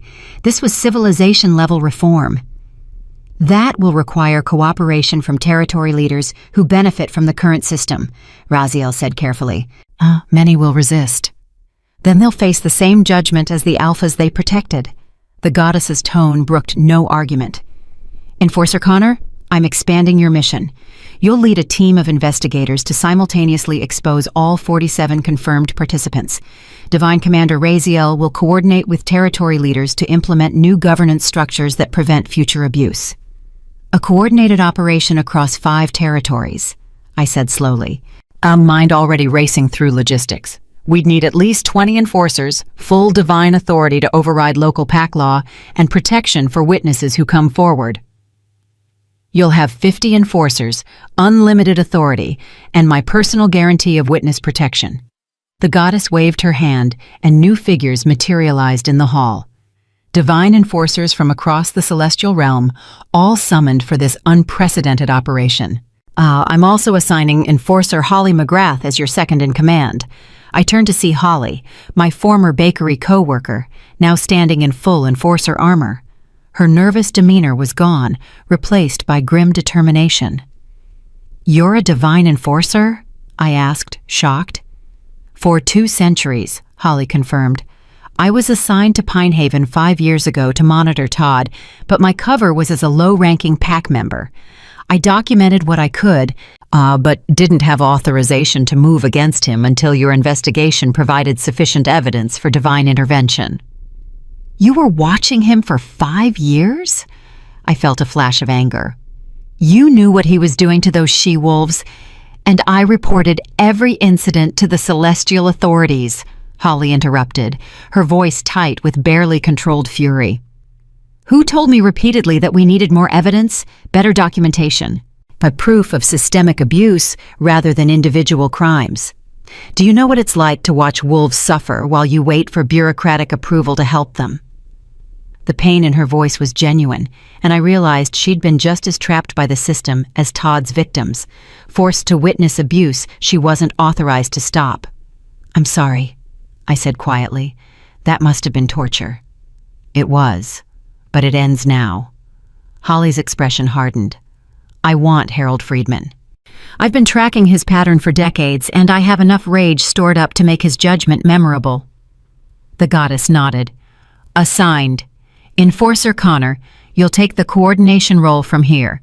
Divide the 47 targets among your team, establish operational parameters, and execute simultaneous interventions within 7 days. 7 days? That was an incredibly tight timeline for an operation of this scope. Speed is essential. If we move against one alpha, and the others will be warned and start destroying evidence. We need synchronized strikes across all territories simultaneously. The goddess's eyes swept across the assembled enforcers. This is the largest divine intervention in werewolf affairs in 3 centuries. The repercussions will reshape supernatural society. Are you all prepared for that responsibility? The enforcers responded in unison. Yes, Your Grace. Then begin. She turned to me specifically. Brandy, you've proven yourself capable of not just investigation, but of understanding the systemic issues that enable individual crimes. I'm trusting you to lead this reformation. Don't let the she-wolves who've suffered down. The weight of that responsibility settled onto my shoulders, but I stood straighter under it. I won't, Your Grace. The next 7 days were controlled chaos, and I divided the 47 targets into priority tiers based on severity of crimes and likelihood of evidence destruction. Harold, Adrian, and Brian were Tier 1. Immediate intervention required. The remaining 44 were distributed among teams of enforcers with specific skill sets matching each investigation's needs. Holly took her team to the Eastern Territories to begin surveillance on Harold. Her reports came back within hours. Target currently courting his 24th victim, and she sent through divine communication. She's a healer named Jenny, 26 years old, orphaned last year. Perfect vulnerability profile. He's already started the isolation tactics. Can you protect her without revealing our operation? I asked. Already assigned a guardian spirit. If he tries anything physical before we move, she'll be extracted. But Brandy, watching him work, seeing the pattern play out in real time, it's taking everything I have not to intervene early. 6 more days. I sent back. Then we end all of them at once. Similar reports came from other teams. Adrian was in the middle of a courtship with a she-wolf whose family owned valuable mining rights. Brian had 3 current victims in various stages of psychological destruction, and dozens of other alphas across the territories were actively exploiting she-wolves who had no idea they were part of a documented pattern. Raziel spent those 7 days in diplomatic negotiations that would make even celestial beings exhausted. He met with territory leaders, explaining that the moon goddess was implementing mandatory governance reforms. Those who cooperated would maintain their positions. Those who resisted would find themselves facing the same divine judgment as the alphas they'd protected. Most cooperated. A few didn't.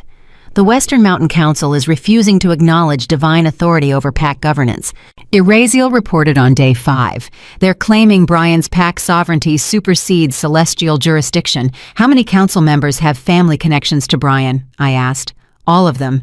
His network of exploitation isn't just romantic. He's been using similar tactics on male wolves, too. Promises of business partnerships, political alliances, resource access. Then he extracts what he needs and leaves them trapped in unfavorable agreements. So the entire Western Mountain Council is complicit. Not completely. They've built their power structure on Brian's exploitation tactics. Dismantling him means dismantling all of them. I pulled up the Western Mountain files, studying the web of connections. Brian had spent 20 years creating a system where pack leaders were personally invested in his continued success. Removing him would destabilize the entire region. Good. Tell them they have 48 hours to resign voluntarily, I sent to Raziel. After that, or we remove them by force and install interim leadership under direct divine supervision. That's going to cause political upheaval. That's going to cause necessary reform, I corrected. These wolves built power on the suffering of she-wolves they considered disposable. If their entire system collapses when one corrupt alpha falls, then the system deserved to collapse. The moon goddess's voice echoed through our communication link. Well said, Enforcer Connor. Proceed as recommended.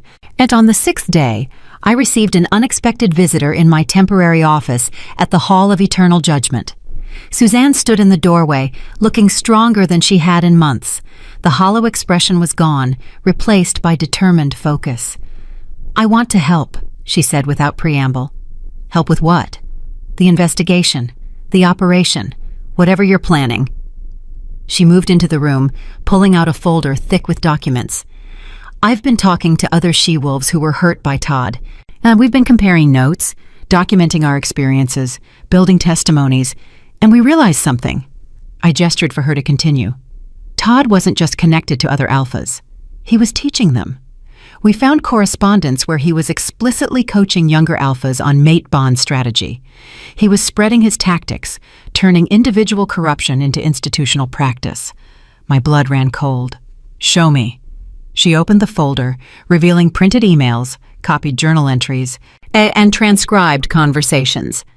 Todd had been running what amounted to a corruption academy, teaching other alphas his techniques in exchange for political favors and business advantages.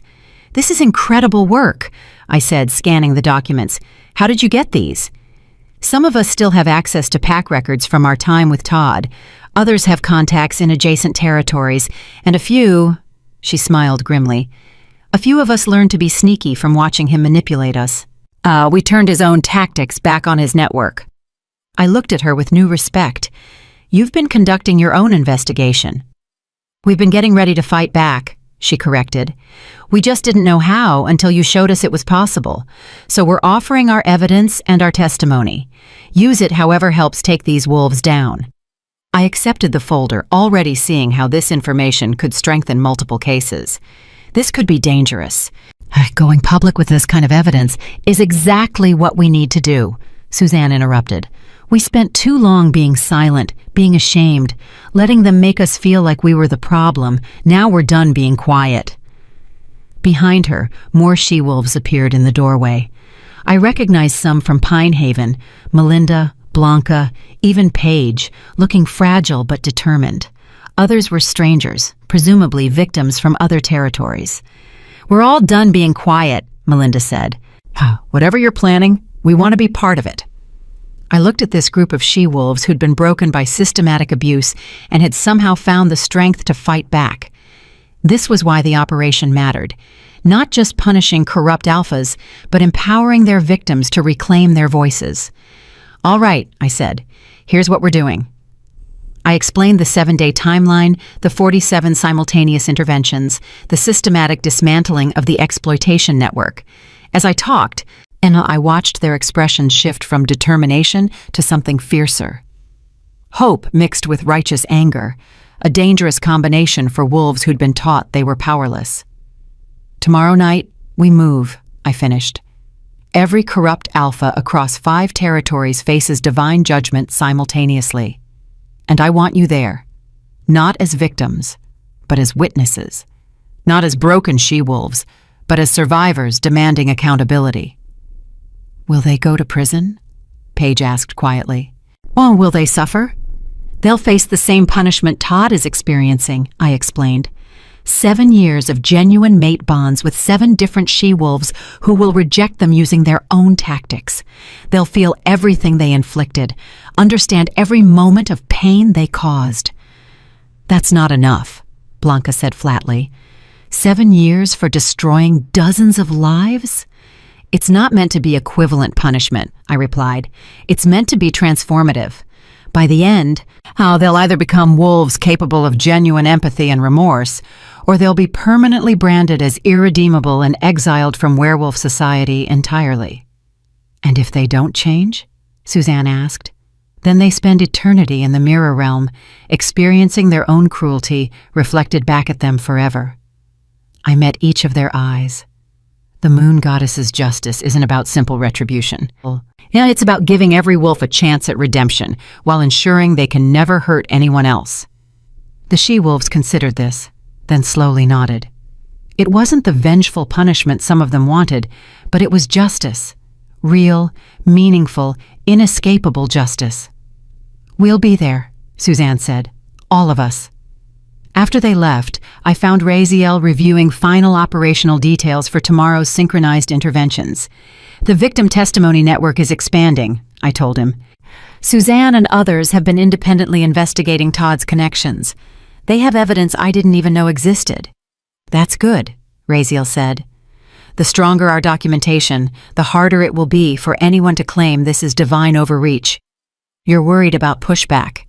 I'm worried about 50 enforcers moving against 47 alphas simultaneously while trying to reform governance structures that have existed for centuries. He rubbed his temples. This operation could either reshape werewolf society for the better or trigger a civil war. I moved behind him, massaging the tension from his shoulders. We're doing the right thing. I know. Doesn't make it less terrifying. You know what I keep thinking about? I said quietly. Jamie. The she-wolf who walked off that cliff because Todd's rejection made her feel worthless. If we'd done this investigation 5 years earlier, she'd still be alive. You can't think like that, Raziel said gently. You can't carry the weight of every wolf you couldn't save in time. I know, but I can make sure that 5 years from now, there isn't another Jamie, another Isabel, another she-wolf who believes rejection means she deserves to die. I kissed the top of his head. That's worth the risk of civil war. When did you become so wise? He asked with a slight smile. About 3 centuries ago, when I met a divine commander who taught me that justice and compassion aren't opposites. They're partners. I don't remember teaching you that. You didn't have to, You showed me. We stood there in comfortable silence, reviewing the final details of an operation that would either save countless lives or destabilize supernatural society. Tomorrow night we'd find out which. And day 7 arrived with clear skies and perfect full moon, the moon goddess's way of making sure every werewolf across 5 territories would witness what was coming. 50 divine enforcers stood assembled in the Hall of Eternal Judgment, each one assigned to a specific target, each one carrying evidence files and divine authority to override local pack law. The moon goddess addressed us one final time. "Tonight, you don't just punish individual wolves," she said. "You demonstrate that abuse hidden in plain sight will be exposed. That power doesn't protect you from consequences. That the sacred bonds I create are not weapons to be used against the vulnerable." She paused, her gaze sweeping across all of us. "Some territories will resist. Some alphas will fight. Some pack members will defend wolves who've brought them prosperity despite the cost to others. Your job is not to convince them you're right. Your job is to enforce divine law regardless of mortal opinion." "Yes, Your Grace," we responded in unison. "Then go.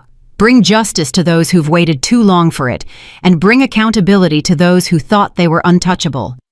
Divine light flared, and 50 enforcers dispersed across 5 territories simultaneously. The largest divine intervention in 3 centuries had begun, and tomorrow, werewolf society would never be the same. Chapter 7. Simultaneous Justice. The Eastern Territories materialized around me in a flash of silver light. I'd chosen to personally handle Harold Friedman's intervention, the alpha who'd specialized in targeting healers and empaths, leaving 4 dead she-wolves in his wake. Holly stood waiting at the edge of his territory, her enforcer armor gleaming in the moonlight. Behind her, 20 she-wolves gathered, each one a survivor of Harold's calculated cruelty. "Status?" I asked. He's at the Harvest Moon celebration with his current target, Jenny. She's already showing signs of the pattern. Nervous, overly eager to please, laughing too hard at his jokes. Holly's expression was granite. He introduced her to his council members tonight. Public acknowledgement phase, exactly like Todd's pattern. "How many witnesses?" 300 pack members, plus the Regional Alpha Council. Harold made sure this was a major event. She smiled coldly. "Which means 300 witnesses when we expose him." I pulled out my divine crystal, reviewing the final evidence compilation. 23 documented rejections, 4 confirmed deaths, hundreds of recorded conversations where Harold discussed his victims like they were business transactions. Testimony from 15 survivors who'd found the courage to speak. It was damning, comprehensive, and absolutely irrefutable. "Let's go," I said. We walked into the celebration together, our divine authority radiating from us in visible waves. Pack members fell silent as we passed, their wolves instinctively recognizing celestial power. Harold stood on a raised platform, Jenny tucked under his arm, addressing the crowd with practiced charm. He was mid-sentence about finding unexpected love in surprising places when he noticed us. His smile froze. "Alpha Harold Friedman," I called out, my voice magically amplified to carry across the gathering. "I am Divine Enforcer Brandy Connor, and I'm here to serve judgment for crimes against the sacred mate bond." The crowd erupted in shocked whispers. Jenny looked between Harold and me with confused fear. Harold's expression cycled through surprise, calculation, and then forced confidence. "I don't know what you think you're investigating, Enforcer," he said smoothly, "but I assure you there's been some mistake. I've committed no crimes." "Haven't you?" I pulled out the crystal. And holographic evidence burst into the air above the celebration. "Because I have documentation of 23 mate bond exploitations over 15 years. 23 she-wolves courted, manipulated, and publicly rejected after you extracted what you needed from them." The images showed correspondence, journal entries, recorded conversations, all of it featuring Harold's distinctive handwriting and voice. "Those are private documents," Harold protested. You have no right." "I have divine authority that supersedes your pack law," I interrupted. and these documents detail systematic abuse of she-wolves, including the deliberate targeting of healers and empaths because their compassionate nature makes them, quote, easier to break. Jenny gasped, pulling away from Harold. Around the gathering, pack members were staring at their alpha with growing horror. "You're taking things out of context," Harold said, but his voice had lost its confidence. "Gee, relationships end. That's not a crime." "No, but causing 4 she-wolf deaths through calculated psychological destruction is." I pulled up specific files. Joni Hopkins, healer, age 28, rejected after you secured her family's support for your counsel position. Suicide by drowning 3 weeks later. Gertrude Rose, empath, age 31, rejected after you gained access to her network of influential pack connections. An overdose on heart medication 2 months after rejection. I continued listing names, ages, how they died. With each one, Harold's face grew paler and the crowd's anger grew louder. Marion Harrison, healer, age 24. Maggie McCabe, empath, age 27. Both dead within 6 months of your rejections. Both ruled as tragic accidents or medical complications. And both leaving behind notes that their families destroyed before they could be used as evidence against you. "I didn't kill anyone," Harold shouted.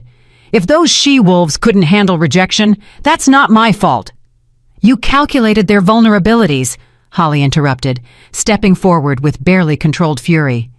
"You specifically chose healers and empaths because you knew their ability to feel others' pain would make your rejection devastate them more completely.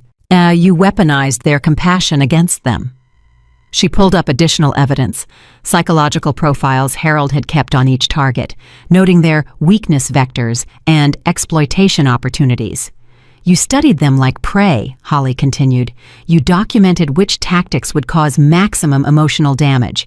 You planned their destruction, then acted surprised when they couldn't survive it." The pack members were growling now, some partially shifting in their rage. And the regional Alpha Council members who'd supported Harold for years were backing away, recognizing how completely they'd been complicit in enabling a predator. "Jenny," I said gently, addressing the terrified she-wolf who'd been Harold's intended victim number 24. "How long have you known Alpha Harold?" 3 months, she whispered. "And has he asked you to do anything unusual? Sign any documents? Introduce him to important contacts? Provide access to resources?" Her face crumpled as understanding dawned.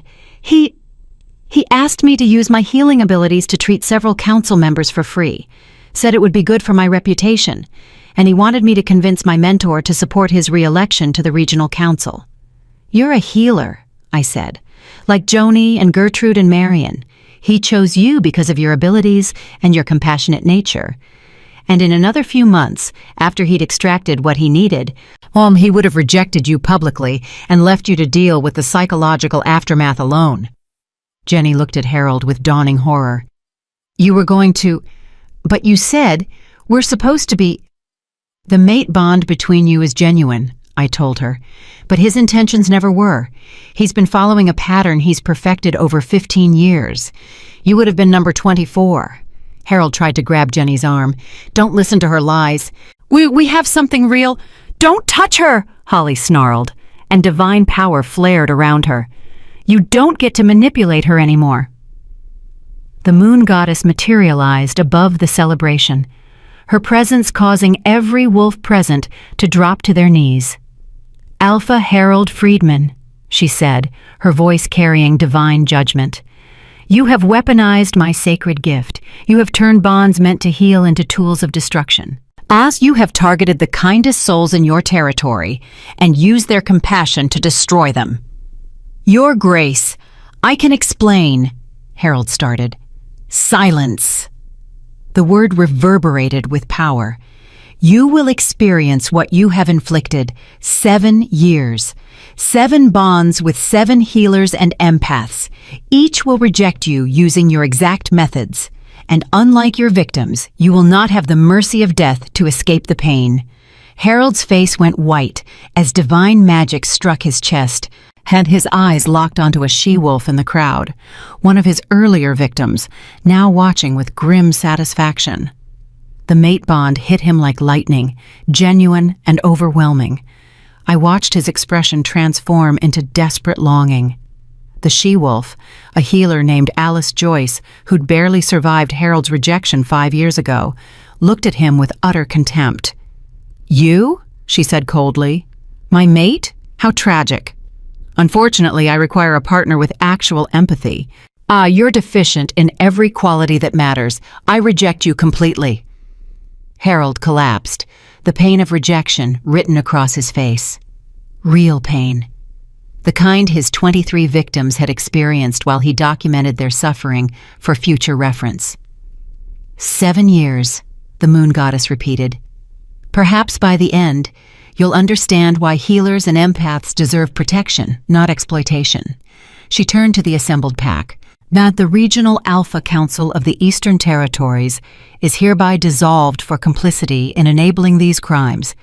Interim leadership will be established under direct divine supervision until proper governance can be restored." The council members who'd benefited from Harold's political maneuvering looked stricken, but none dared protest. The goddess vanished, leaving Harold on his knees, experiencing his first rejection, while his pack witnessed the fall of an alpha they'd trusted. And Holly moved to Jenny's side, offering comfort to the she-wolf, who'd narrowly escaped becoming victim 24. Around the celebration grounds, pack members were approaching other survivors, offering apologies for not seeing the pattern, for not speaking up, for allowing Harold to operate with impunity for so long. Justice had come to the Eastern Territories, and across 4 other territories, similar scenes were playing out simultaneously. Through the Divine Communication Network, and I monitored the other interventions as they unfolded. In the southern reaches, Adrian Martin was being confronted at his estate by an enforcer team led by a wolf named Stuart Love. Adrian's pattern of corporate raids through romantic relationships was being exposed in front of the business partners he'd manipulated for years. "Target is attempting to bribe his way out of judgment," Stuart reported. "He's offering to return assets, pay restitution, anything to avoid divine punishment. Denied, and I sent back. His victims can't be bought off, neither can the goddess." "Understood. Proceeding with sentencing." In the Western Mountains, Brian Orozco's extended degradation practices were being revealed to a pack that had considered him a model alpha. The psychological destruction he'd inflicted on 9 she-wolves, some of whom were institutionalized and unable to attend, was documented in horrifying detail. "The Western Mountain Council is refusing to step down," Eraziel reported from that location. "They're claiming divine intervention violates pack sovereignty." "What's their wolf count versus ours?" I asked.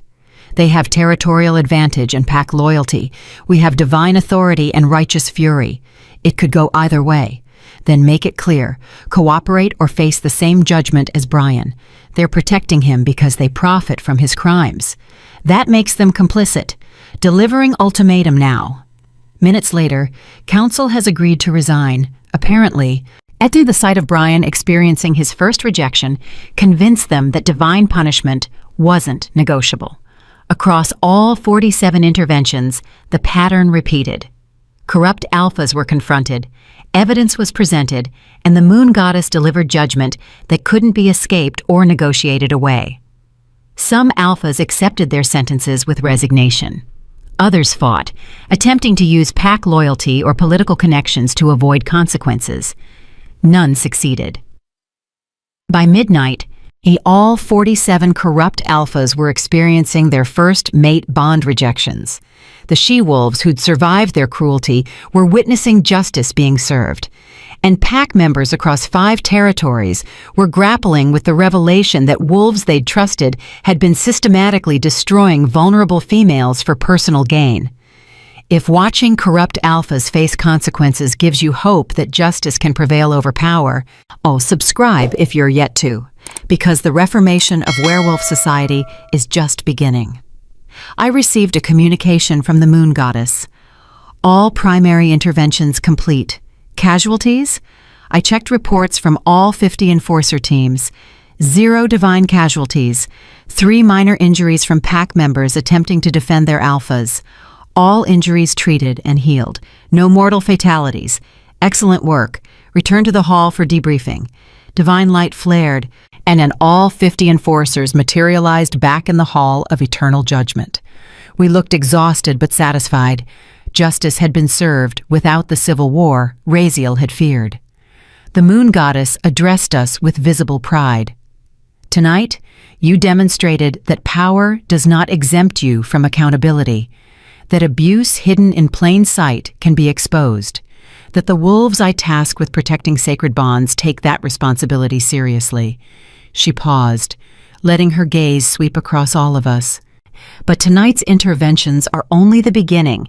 Tomorrow, we begin the work of rebuilding governance structures that prevent future abuse, of supporting the she-wolves who've suffered, of ensuring this never happens again. Your Grace, Holly spoke up, the Victim Testimony Network wants to be involved in the rebuilding process. They don't just want justice for what happened, they want to help prevent it from happening to others. Then they shall be. The goddess smiled. In fact, I'm establishing a new division within the divine enforcement structure, the Mate Bond Protection Council, comprised of both celestial enforcers and mortal survivors who understand the patterns of abuse from lived experience. She gestured, and Suzanne, Melinda, Blanca, Paige, and 24 other she-wolves materialized in the hall. They looked around in awe at finding themselves in the celestial realm. You've already been conducting your own investigations, the goddess said to them. You've supported each other through recovery. You've found the strength to demand accountability when everyone else wanted you to stay quiet. Now I'm asking you to help build something better. What would this council do? Suzanne asked. Monitor pack dynamics for signs of mate bond exploitation. Provide support and resources to wolves experiencing manipulation. Investigate complaints that mortal pack leadership might dismiss, and most importantly, ensure that survivors' voices are centered in policies meant to protect them. The she-wolves looked at each other, then back at the goddess. We'll do it, Suzanne said. On one condition. The goddess raised an eyebrow. You're negotiating with a deity? You taught us to speak up for ourselves, Suzanne replied with a slight smile. So yes, our condition is that the council has real authority, not just advisory capacity. We don't want to be symbolic victims trotted out for publicity, and we want actual power to investigate and intervene. The moon goddess's smile widened. Granted. The Mate Bond Protection Council will have full investigative authority, equal to divine enforcers in mate bond cases. You'll receive celestial training, divine protection, and resources to operate across all territories. She turned to me. Enforcer Connor, you'll oversee their training. You've proven capable of both investigation and understanding the systemic issues that enable individual crimes. And I'm promoting you to Director of Celestial Enforcement, effective immediately. I blinked in shock. Your Grace, You dismantled a corruption network that had operated for decades. You exposed not just individual criminals, but the systems protecting them. You empowered victims to become advocates. You've earned this position. Her expression softened slightly. And you'll have help. Divine Commander Raziel is being assigned as your co-director. Together, you'll rebuild werewolf governance to prevent future exploitation. Raziel appeared at my side, looking equally stunned. Your Grace, we're honored, but nothing, the goddess interrupted. You wanted a century off to rest. I'm giving you a century to reform supernatural society instead. Consider it a working vacation. Despite everything, I laughed. That's not exactly what we had in mind. No, but it's what the werewolf world needs. She grew serious again. The 47 alphas you judged tonight were symptoms of a larger disease, a culture that valued power over compassion, results over ethics, pack prosperity over individual welfare.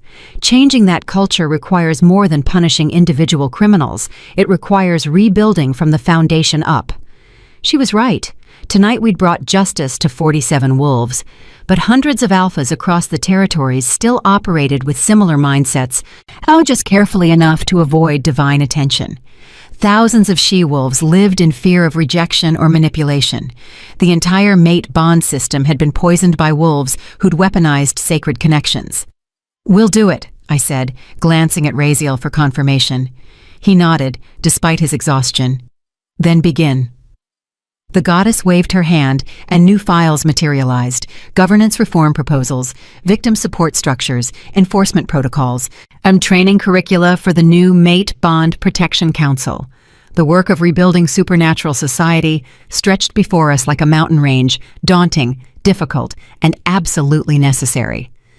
But as I looked around the hall at 50 divine enforcers who'd just executed the largest coordinated intervention in history, at 24 survivor she-wolves ready to transform their pain into protection for others, and at Raziel standing beside me ready to tackle impossible challenges together, I felt something unexpected.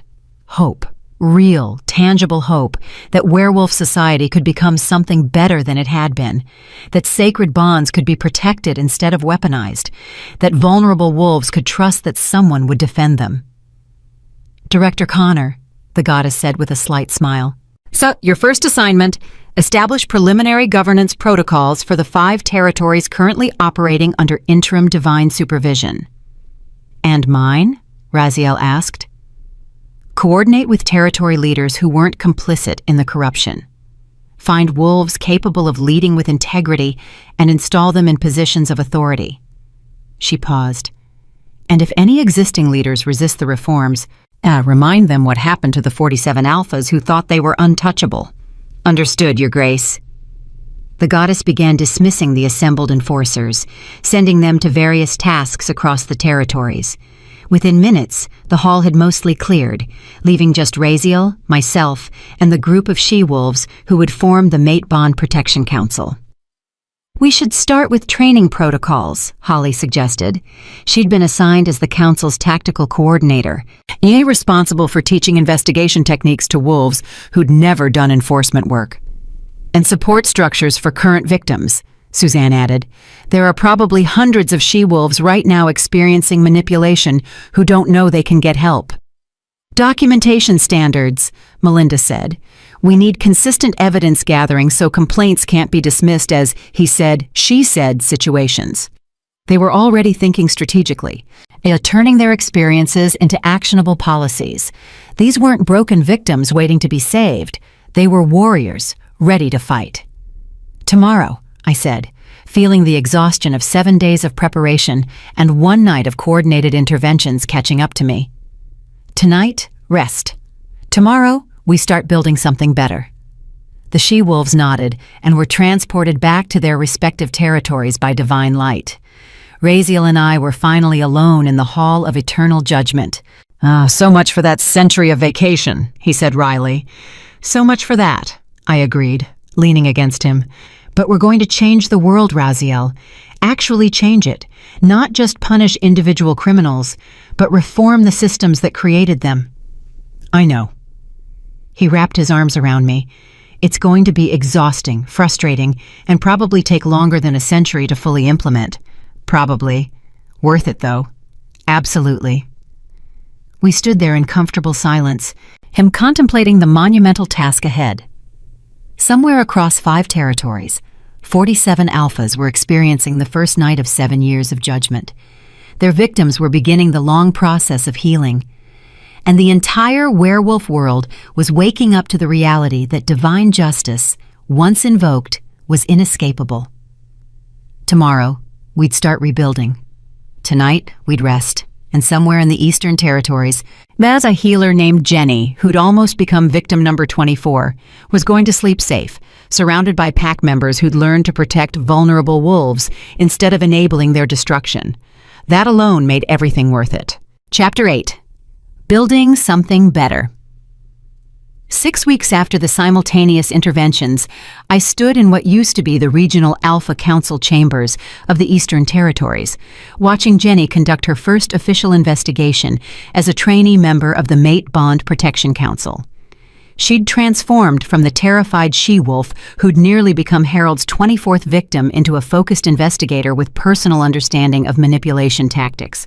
And now she was interviewing a young wolf named Danny Hudson, who'd filed a complaint about his alpha's courtship behavior. "And when did Alpha Dick Albright first suggest you sign the business partnership documents?" Jenny asked, her voice gentle but professional. Danny, a male wolf, which had surprised me initially, looked uncomfortable. About 3 weeks into the relationship, he said it was just a formality. Out that mates share resources, and it was easier to have everything legally documented. But you weren't officially mated yet? No. We'd acknowledged the bond, but hadn't completed any ceremonies. Danny's hands twisted in his lap. I thought I was being paranoid, wondering why he needed legal documents so early. Everyone said I should trust my mate. Jenny glanced at the evidence crystal recording the interview. Did Alpha Albright ever make you feel inadequate? Suggest ways you should change to be worthy of him? Constantly. Danny's voice cracked slightly. My clothes were wrong. My friends were embarrassing. The way I talked about my family business was unprofessional. Every day, there was something else I needed to fix about myself. Classic pattern. Dick Albright hadn't been on our initial list of 47, but complaints filed in the aftermath of the interventions had flagged him as a potential exploiter. Now Jenny was documenting evidence that would determine whether he faced divine judgment or just required monitoring. You're doing excellent work, I told Jenny after Danny left with reassurances that the council would investigate thoroughly. Your questioning technique is improving. She smiled, though her expression remained serious. It's easier when I remember how Harold made me feel. Every tactic Danny described, I experienced. The difference is, I have the training to recognize patterns now, instead of thinking it was my fault. That was the power of the Mate Bond Protection Council. Survivors who understood exploitation from lived experience, now equipped with divine authority to investigate and intervene. They caught subtle signs that even experienced enforcers might miss. Holly entered the chamber, carrying files on 3 new complaints. We're getting reports faster than we can process them, she said, now dropping the stack on the desk. Apparently, word spread that the council actually takes complaints seriously. Wolves who've been suffering in silence for years are suddenly coming forward. I scanned the files. 2 involved potential mate bond exploitation. One was a she-wolf reporting that her alpha had been using similar isolation tactics Harold had perfected. The other was a male wolf whose mate had systematically destroyed his confidence while draining his family's resources. And the 3rd file made my blood run cold. This complaint is from the Western Mountains, I said slowly, lodged against interim alpha Guy Shepard, who we installed to replace Brian Orozco. Holly's expression darkened. Yeah. Seems our reformed leader has been courting a she-wolf named Paige Downey while simultaneously pressuring her to support his permanent appointment to alpha position. She's describing manipulation tactics that sound remarkably similar to Brian's pattern. We installed him 6 weeks ago. I felt fury building. He lasted 6 weeks before reverting to exploitation? Or, Holly said grimly, he was always corrupt and just better at hiding it than Brian. Remember, Guy was on the council that enabled Brian for years. Maybe that wasn't just complicity. Maybe it was collaboration. I pulled out my communication crystal. Raziel. No, we have a problem. He materialized moments later, still in formal robes from whatever diplomatic meeting he'd been conducting. What kind of problem? The kind where wolves we installed to reform governance are engaging in the same exploitation we removed their predecessors for. I showed him Guy's file. We need better vetting protocols. Raziel studied the complaint, his expression growing darker. We vetted him thoroughly. Background checks, interviews with PAC members, psychological evaluation by divine counselors. He passed everything. Then the evaluation criteria are insufficient, I said flatly. We need to involve survivors in the vetting process. They'll spot warning signs that formal assessments miss. Agreed. He pulled out his own crystal, already drafting new protocols.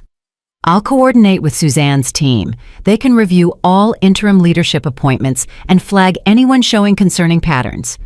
What about Guy? Jenny asked. Do we remove him immediately or monitor first? I considered. Immediate removal would send a message that reformed governance had zero tolerance for exploitation. But it would also destabilize the Western Mountains again, potentially causing the exact chaos we were trying to prevent.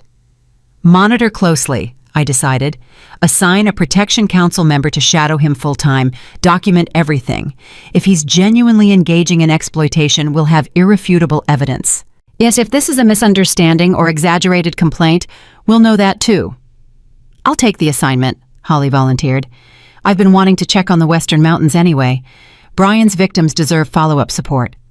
After she left, Raziel pulled me aside. This is the 4th complaint against interim leadership this week. We're replacing corrupt alphas with wolves who turn corrupt within weeks. Well, the system itself might be the problem. What do you mean? I mean, maybe the alpha position inherently attracts or creates corruption, concentrated power, minimal oversight, pack culture that discourages challenging leadership. He gestured helplessly. We are treating symptoms by removing individual corrupt alphas. But what if the structure of pack governance itself enables exploitation? I'd been thinking the same thing but hadn't wanted to voice it. Now, restructuring individual packs was one thing. Reimagining the fundamental nature of werewolf leadership was another entirely. The moon goddess asked us to rebuild from the foundation up, I said slowly. Maybe that means questioning whether the traditional alpha hierarchy should exist at all. That's revolutionary, Raziel said. Territory leaders will resist. Pack culture is built around alpha authority. Removing that would fundamentally change werewolf society. Good. Because werewolf society fundamentally needs changing. I pulled up statistics on the divine crystal. In 6 weeks, we've received 247 new complaints of potential mate bond exploitation. Some are ongoing situations we're investigating. Others are historical. Wolves reporting abuse from years ago that was never addressed because no one took them seriously. I enlarged the data visualization. 247 complaints in 6 weeks, Raziel. And those are just the wolves brave enough to come forward. How many others are still suffering in silence? He studied the numbers, his expression troubled. If this rate continues, we're looking at thousands of historical cases and hundreds of ongoing situations requiring intervention, which means the problem is systemic, not individual. I closed the crystal. We can't enforce our way out of cultural corruption. We need structural change. The moon goddess needs to hear this, Raziel said. She materialized before he finished the sentence, clearly having monitored our conversation. I'm already aware, she said, and you're correct. The problem is structural. Your Grace, I said carefully, are you suggesting we eliminate the alpha hierarchy entirely? I'm suggesting we evolve it. The goddess waved her hand, and holographic models of various governance structures appeared. Traditional pack hierarchy served a purpose when werewolves lived in small and isolated groups requiring strong centralized leadership for survival. But supernatural society has grown more complex. Perhaps it's time for governance to reflect that complexity. She pulled up specific models. Council-based leadership with rotating positions, democratic selection of pack leaders with term limits, separation of powers between governance, justice, and resource management. A mandatory oversight by independent bodies like your Mate Bond Protection Council. Territory leaders will never accept this, Raziel said. You're asking them to give up concentrated power. I'm not asking. The goddess's voice carried divine authority. I'm implementing. The 47 corrupt alphas we judged demonstrated that unchecked power inevitably corrupts. The complaints against interim leadership prove that simply replacing individual wolves doesn't solve systemic problems. She turned to me directly. Director Connor, you have 6 months to develop comprehensive governance reform proposals. Use the Mate Bond Protection Council's insights. Consult with survivors who understand how power structures enable abuse. Design systems with built-in accountability that don't rely on individual leader integrity. And if territory leaders resist implementation, I asked, then they demonstrate they value power over pack welfare and face the same judgment as the wolves we removed. Her expression was unyielding. This reformation isn't optional. It's necessary for werewolf society's survival. She vanished, leaving Raziel and me staring at the governance models still floating in the air. 6 months to redesign supernatural civilization, Raziel said faintly. No pressure. We need help, I said, already pulling out my communication crystal. Suzanne, can you gather the full Protection Council? Emergency session. Within the hour, 26 survivor she-wolves and 3 male survivors assembled in the Eastern Territories Council chamber. I explained the goddess's mandate and watched their expressions shift from surprise to determination. You want us to help design new pack governance? Suzanne asked. I want you to design governance that would have protected you from the wolves who hurt you, I corrected. You understand how power structures enable exploitation better than any celestial enforcer. What systems would have prevented Harold from operating for 15 years? What oversight would have caught Todd's pattern earlier? What protections would have saved Jamie and Isabel? The room fell silent as they considered. Yeah, Independent Investigation Authority, Melinda said finally. Harold operated because the regional council dismissed complaints. If there'd been an external body with power to investigate regardless of local leadership preference. Term limits, Blanca added. Todd maintained power for decades, which let him perfect his tactics. If alphas rotated out of leadership regularly, they couldn't establish the long-term patterns that enable systematic abuse. Victim advocacy built into governance structure, Paige said quietly. She still spoke softly, but her voice carried new strength. Brian destroyed 9 she-wolves over 20 years. If even one of us had someone in power listening, really listening, he would have been stopped earlier. Ideas began flowing. Mandatory transparency in alpha decision-making. Resource allocation oversight by independent auditors. Unpack member voting rights on major decisions. Formal channels for complaints that couldn't be dismissed by the wolves being accused. This is good, I said, documenting everything. But we need to go deeper. Why did pack members enable corrupt alphas? What cultural factors make wolves complicit in abuse, even when they recognize it? Fear, Holly said bluntly. Challenging an alpha means risking pack standing, resources, safety. Yet the power imbalance is so extreme that most wolves choose silent complicity over dangerous resistance. Prosperity, Guy Shepherd said, having arrived late to the session. Several Protection Council members stiffened at his presence, but I'd allowed him to attend under close supervision. I enabled Brian because his corruption benefited the pack economically. We had resources, territory, political influence. It was easy to tell myself the she-wolves he destroyed were acceptable casualties for pack prosperity. The honesty was uncomfortable but valuable. So we need governance that distributes power enough that no single wolf can become untouchable, I summarized. And we need cultural shift that values individual welfare over collective prosperity gained through exploitation. That's asking wolves to fundamentally change how they think about pack loyalty, Raziel said. Good, Suzanne replied. Because pack loyalty that requires ignoring abuse isn't loyalty, it's complicity, and we're done being complicit. Over the next 6 months, we built something unprecedented in werewolf history. The Mate Bond Protection Council expanded to 50 members across 5 territories, with authority to investigate any alpha regardless of political connections. Suzanne led development of investigation protocols that combined celestial enforcement techniques with survivor-informed understanding of manipulation patterns.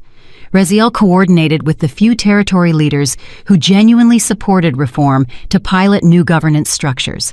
The Eastern Territories became the first to implement council-based leadership with term limits and mandatory transparency. The initial resistance from traditionalists faded when pack members realized they had actual voice in decisions affecting their lives. Holly's investigation of Guy Shepherd concluded with his removal from interim leadership and assignment to the Mirror Realm for attempting to exploit Paige Downey. It's the Western Mountains selected their new leadership through democratic vote. First time in recorded werewolf history that pack members chose their alpha instead of having power inherited or claimed through combat. I spent those months traveling between territories, conducting training sessions for new Protection Council members, reviewing governance proposals, and slowly, painstakingly, changing how werewolves thought about power and accountability. It wasn't smooth, and several territory leaders attempted to maintain traditional alpha authority. The moon goddess removed them with divine judgment that made clear reform wasn't negotiable. Some pack members resisted cultural change, clinging to familiar hierarchies even when those hierarchies had enabled their own suffering. But gradually, things shifted. Complaints of mate bond exploitation didn't stop. 200 years of cultural corruption couldn't be erased in 6 months. But they were being taken seriously now, investigated thoroughly, addressed with real consequences instead of dismissals about personal relationship issues. She-wolves who'd spent decades believing rejection meant they were worthless began understanding that systematic manipulation wasn't their fault. Male wolves like Danny Hudson, who'd suffered exploitation in silence because alphas can't be victims, found support and validation. And slowly, pack by pack, territory by territory, werewolf society began transforming from a hierarchy that enabled the powerful to exploit the vulnerable into a system with actual accountability. 6 months after the simultaneous interventions, I stood in the Hall of Eternal Judgment, presenting the final governance reform proposal to the Moon Goddess. "This is comprehensive," she said, reviewing the holographic document that represented thousands of hours of work by survivors, enforcers, and reformist territory leaders. Council-based governance, term limits, independent oversight, victim advocacy, mandatory transparency, democratic selection of leaders. She looked up at me. "This fundamentally changes werewolf civilization." "That's the goal, Your Grace," I replied. "Incremental change wasn't sufficient. We needed systemic transformation." "And you believe this will prevent future exploitation?"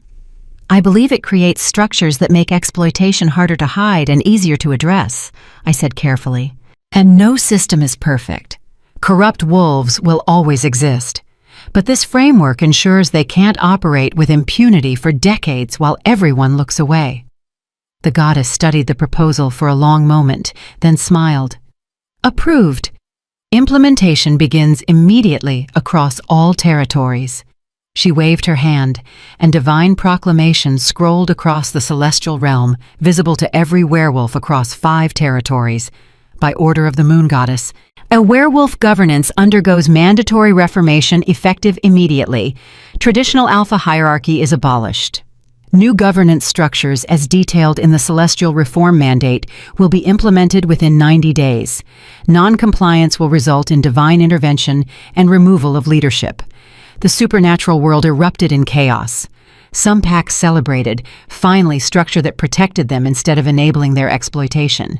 Others protested, "How dare celestial authorities interfere with ancient pack traditions?" Territory leaders scrambled to implement new systems or resist implementation and face consequences.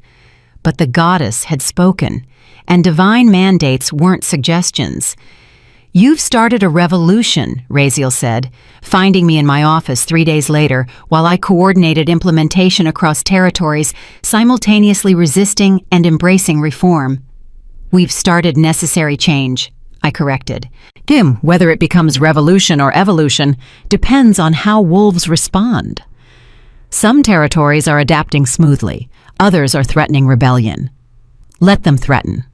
I pulled up resistance reports. The Moon Goddess removed 47 corrupt alphas in one night. She'll remove resistant territory leaders just as efficiently if they refuse reform. And if entire packs resist? If this triggers actual civil war? I met his eyes. Then we fight to protect wolves who deserve governance that doesn't exploit them. We fight for she-wolves like Jamie and Isabel, who died because no one protected them.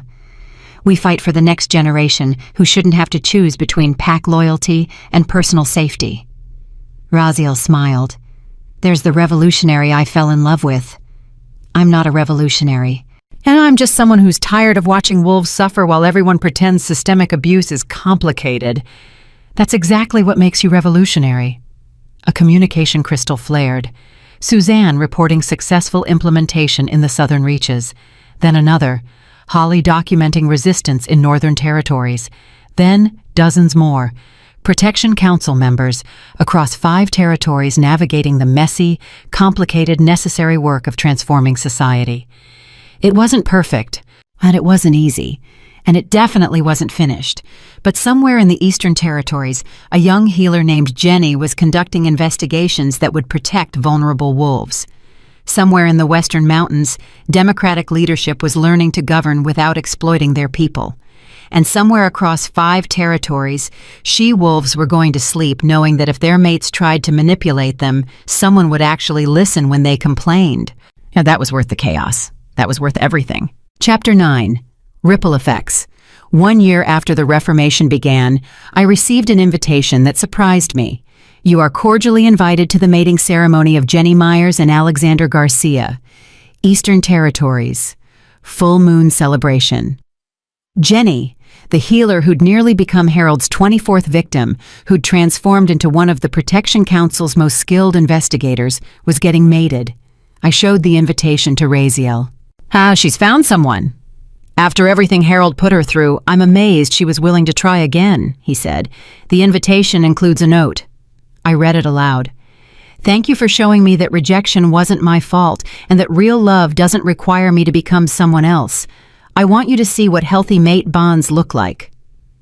We attended the ceremony together, arriving as the Eastern Territories pack gathered under the full moon. Yet the changes in pack culture were immediately visible. Instead of the hierarchical seating arrangements I'd seen at Todd's rejection ceremony, wolves mingled freely regardless of rank. Instead of a single alpha presiding from a throne, a council of 5 leaders shared the platform. Jenny looked radiant in traditional mating robes, but it was her expression that struck me. Confident, joyful, completely at ease. Nothing like the nervous and eager-to-please she-wolf Harold had been grooming for exploitation. Alexander stood beside her, a gentle-faced wolf whose genuine adoration was written across his features. When they recited their mating vows, his voice shook with emotion. I promise to love you exactly as you are, he said. Not who I want you to become. Not a version of you that serves my needs. You, Jenny. Just you. She was crying. I promise to trust you with my real self. Not a performance designed to keep you interested. Not a carefully managed facade. My actual messy, complicated healer self. The vows were a direct response to Harold's manipulation. Promises to be authentic instead of performative, to love unconditionally instead of conditionally. When the ceremony concluded and the celebration began, Jenny found me in the crowd. Thank you for coming, she said, pulling me into a hug. I wasn't sure I'd ever be able to trust another mate bond after Harold. But the Protection Council's training taught me to recognize genuine connection versus manipulation. Alexander is real. We're real. I can see that, I said warmly. You both look incredibly happy. We are. She glanced back at her new mate, who was chatting easily with pack members. The difference is staggering, Enforcer Connor. With Harold, I was constantly anxious, always wondering what I'd done wrong, trying to fix myself to deserve his attention. With Alexander, I just exist. Yeah, and that's enough for him. That's how it should always be, I said. I know that now. Her expression grew more serious. Because you showed me. You and the other survivors who built the Protection Council. You taught me that mate bonds are supposed to feel safe, not stressful. Over her shoulder, I spotted Alice Joyce, the healer who'd delivered Harold's first rejection during his divine punishment. She was dancing with a male wolf, laughing genuinely for the first time I'd seen. Is that Alice's new mate? I asked. Jordan Fletcher. They bonded 6 months ago. Jenny smiled. Watching Harold experience rejection after rejection for a year convinced Alice she could try again. Jordan is patient, kind, everything Harold wasn't. Seeing them together gives me hope for all Harold's victims. The ceremony transformed into a full celebration, and I circulated through the gathering, observing how profoundly the culture had shifted. Unmated she-wolves weren't desperately trying to catch alpha attention. They were confidently socializing, pursuing their own interests, treating potential mates as equals rather than prizes to win. Male wolves weren't performing dominance displays to prove worthiness. They were engaging in genuine conversations, showing vulnerability, building authentic connections. This was what healthy pack dynamics looked like when exploitation wasn't normalized. Council leader Roberto Lang approached me, and one of the 5 wolves governing the Eastern Territories through the new democratic system. Enforcer Connor, I wanted to thank you personally. I was skeptical of the governance reforms initially, thought they'd create chaos and weaken pack cohesion. And now? I asked. Now I see that strong packs aren't built on fear of authority. They're built on trust that leadership actually serves pack welfare. He gestured around the celebration. Look at this. Everyone here knows they have voice, have rights, have protection if someone tries to exploit them. That creates more loyalty than any alpha's dominance ever did. How's the council system working practically? I asked. Any implementation challenges? Dozens, he admitted. Decision-making takes longer with 5 leaders instead of 1. We have more debate, more disagreement, more complexity. But those debates surface problems we'd have missed under single alpha rule. The diversity of perspective makes our governance stronger, even if it's messier. This was the feedback I'd been hearing across reform territories. Initial chaos giving way to more stable, responsive governance.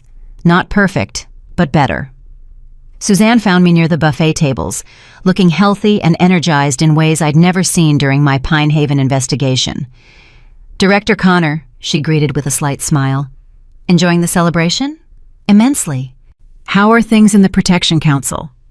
Overwhelming in the best way. She pulled out her communication crystal, showing statistics. We're processing 300 complaints per month now, up from 200 when we started.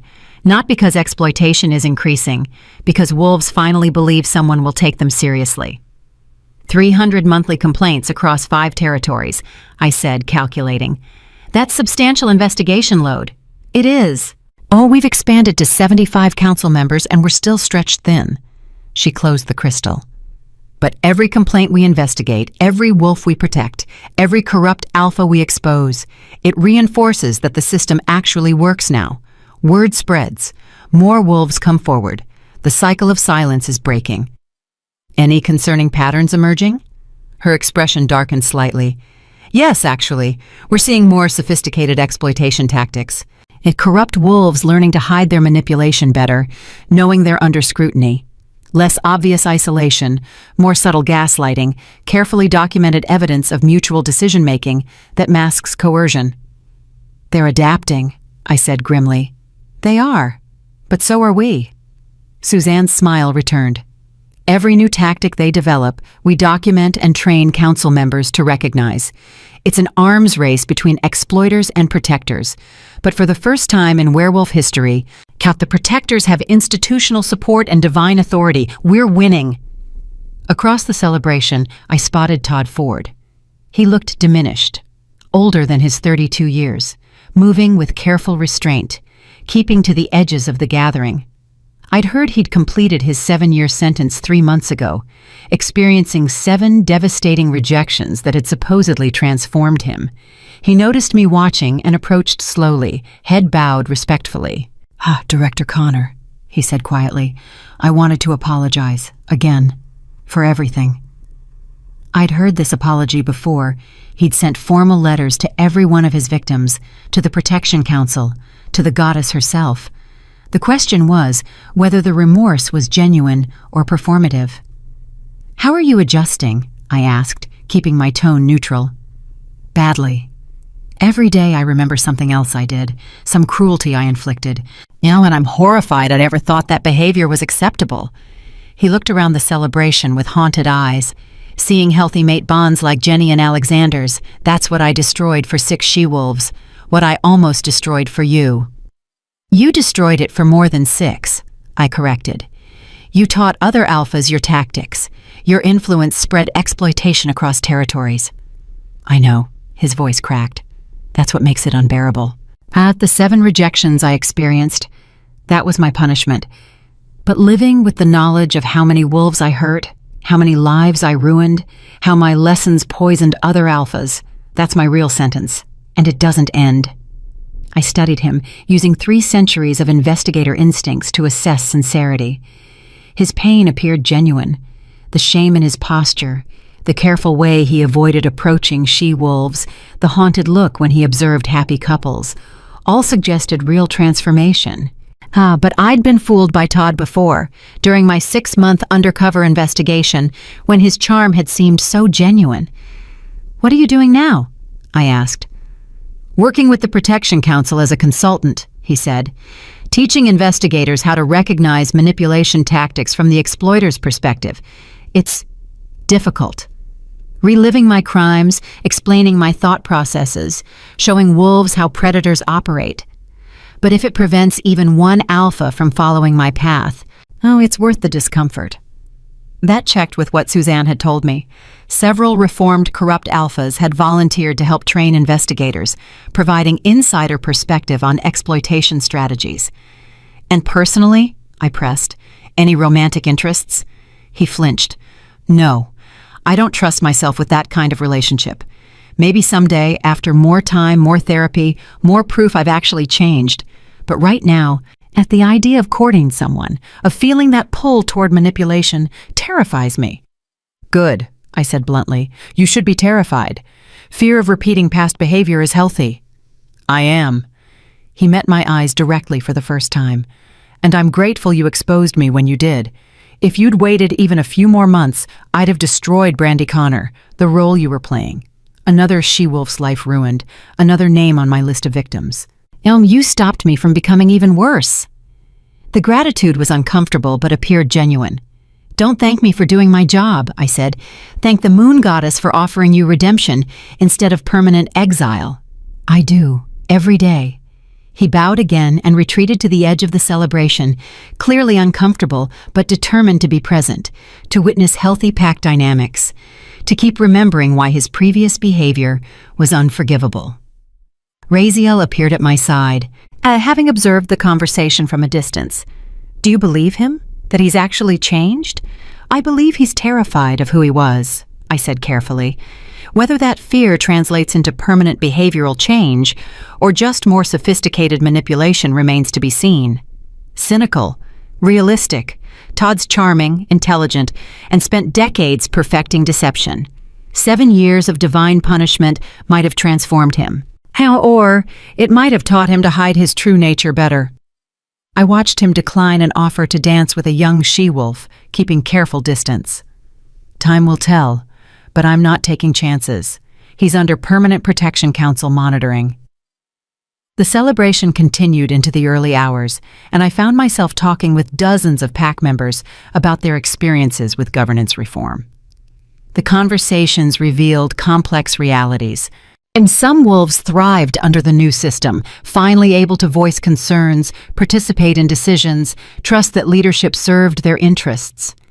Others struggled with the loss of clear hierarchical structure, uncomfortable with shared power and democratic processes that required active participation rather than passive obedience. But even the wolves who found reform challenging generally acknowledged it was better than the previous system that had enabled wolves like Harold, Todd, and Brian to operate unchecked. Near dawn, as the celebration wound down, Jenny and Alexander prepared to leave for their mating retreat. Before departing, Jenny addressed the gathered pack. I want to thank everyone who supported me through recovery after Harold's manipulation, she said. Especially the Protection Council members who taught me to recognize healthy love versus exploitation. And I want to say something to any wolf here who's currently experiencing manipulation. She paused, and her voice strengthening. You're not crazy. You're not too sensitive. You're not imagining it. If someone who claims to love you constantly makes you feel inadequate, if they isolate you from support systems, if they require you to change fundamental parts of yourself to deserve their affection, that's not love. That's exploitation. And you can get help now. The Protection Council exists to protect you. Use it. Applause rippled through the gathering, and then I watched several wolves pull out communication crystals to note the council's contact information. Jenny's public testimony would likely generate more complaints. Wolves who'd been suffering in silence, realizing their experiences matched described patterns. As Raziel and I prepared to leave the celebration, Alice Joyce approached us. Director Connor, I wanted to show you something, she said, pulling out a leather journal. After Harold's first rejection during his divine punishment, I started documenting my recovery process, therapy, support groups, slowly learning to trust again. I'm publishing it as a resource for other survivors. She opened the journal to a specific page. This entry is from 6 months ago, right when Jordan and I bonded. I wrote, For years, I thought Harold's rejection meant I was inherently unlovable. Now I understand it meant he was inherently incapable of real love. The difference changes everything. I read the entry, feeling the weight of pain transformed into wisdom. You're helping other wolves heal. That's the goal. The Protection Council investigates current abuse and prevents future exploitation. But those of us who survived need resources for recovery too. So I'm creating them. She smiled. Turns out using my healing abilities to help other survivors process trauma is more fulfilling than anything I did before Harold's manipulation. Found purpose through pain, I observed. He found purpose despite pain, she corrected gently. I refuse to be grateful for what Harold did, but I can be grateful for who I became while healing from it. The distinction mattered. Survivors shouldn't have to redeem their trauma by making something positive from it. But if they chose to transform pain into purpose, that choice deserved recognition. We left the Eastern Territories as the sun rose, painting the sky in shades of gold and pink. Behind us, Jenny and Alexander's mating celebration had been the first I'd attended where every wolf present seemed genuinely happy for the couple, not performing social obligation or calculating political advantages. That was progress, real, measurable progress. Do you ever wonder if we're doing enough? Raziel asked as we traveled through divine light. 300 complaints per month means 300 wolves experiencing exploitation. We're responding faster than before. But they're still being hurt. We can't prevent every instance of abuse, I said. Corrupt wolves will always exist, but we've created systems that make exploitation harder to hide and easier to address. That's not perfect, but it's substantially better than what existed before. Is substantially better good enough? I thought about Jamie, who'd walked off that cliff because she'd internalized Todd's rejection as proof she was worthless. About Isabel, who'd overdosed because the shame of exploitation felt unbearable. About the countless wolves who'd suffered in silence because no one would listen. No, I admitted. Substantially better isn't good enough. We need to keep improving, keep refining, keep pushing toward systems that actually protect vulnerable wolves instead of just responding after they're hurt. So the work continues. The work continues. I smiled despite the weight of it. But tonight, I watched a she-wolf who almost became a predator's victim celebrate mating with someone who loves her authentically. I watched survivors transform pain into purpose. I watched pack members embrace governance that protects them. That's worth celebrating, even while acknowledging how much work remains. We materialized in the Hall of Eternal Judgment, where the Moon Goddess was reviewing Protection Council reports. "How was the ceremony?" she asked without looking up. "Beautiful, healthy, and exactly what mate bonds should look like." I paused. But Alice raised a good point. We're focused on investigation and prevention, but survivors need recovery resources too. Agreed. The goddess closed the reports. I'm authorizing expansion of the Protection Council's mandate to include survivor support services, therapy, support groups, educational resources about healthy relationships. The council already has survivor expertise. Let's use it comprehensively. She pulled up new organizational charts. Additionally, I'm implementing mandatory mate bond education in all territories. Before wolves can pursue mating, they must complete training on consent, healthy relationship dynamics, and recognizing manipulation. Prevention through education rather than just response to exploitation. That's going to be controversial, Raziel said. Traditionalists will claim it interferes with natural mate selection.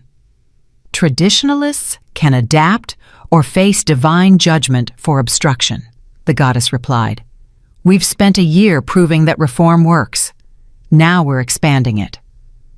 She was right. The years since the simultaneous interventions had demonstrated that systemic change, while messy and complicated, produced better outcomes than the previous system. Complaints were being addressed, survivors were healing, yet governance was becoming more accountable. Not perfect, never perfect, but better. And in werewolf society that had normalized exploitation for centuries, better was revolutionary. There's one more thing, the goddess said. Harold Friedman has completed his sentence. He's requested permission to address the Protection Council. I straightened. Why? He wants to formally apologize to his victims and offer restitution. He's also volunteering to work with the council, similar to Todd, providing insider perspective on predatory tactics. Do we trust him? I asked. No, the goddess said bluntly. But we monitor him, and if his cooperation helps protect even one future victim, it's worth the risk of him attempting manipulation again. She was right, though it felt uncomfortable. Reformed predators offering insight into exploitation tactics was valuable for investigation training, but putting them in contact with the organization protecting their potential victims created risk. Supervised consultation only, I decided. No direct contact with current victims. All interactions recorded and reviewed by Protection Council leadership. Agreed, the goddess said. Implement appropriate safeguards. As I left the hall to begin coordinating Harold's supervised consultation protocols, I reflected on how far we'd come in 1 year. Him from 47 simultaneous interventions, exposing corruption to comprehensive governance reform, to survivor-led protection systems, to former predators, volunteering to prevent future exploitation. The transformation was remarkable, but the work was far from finished.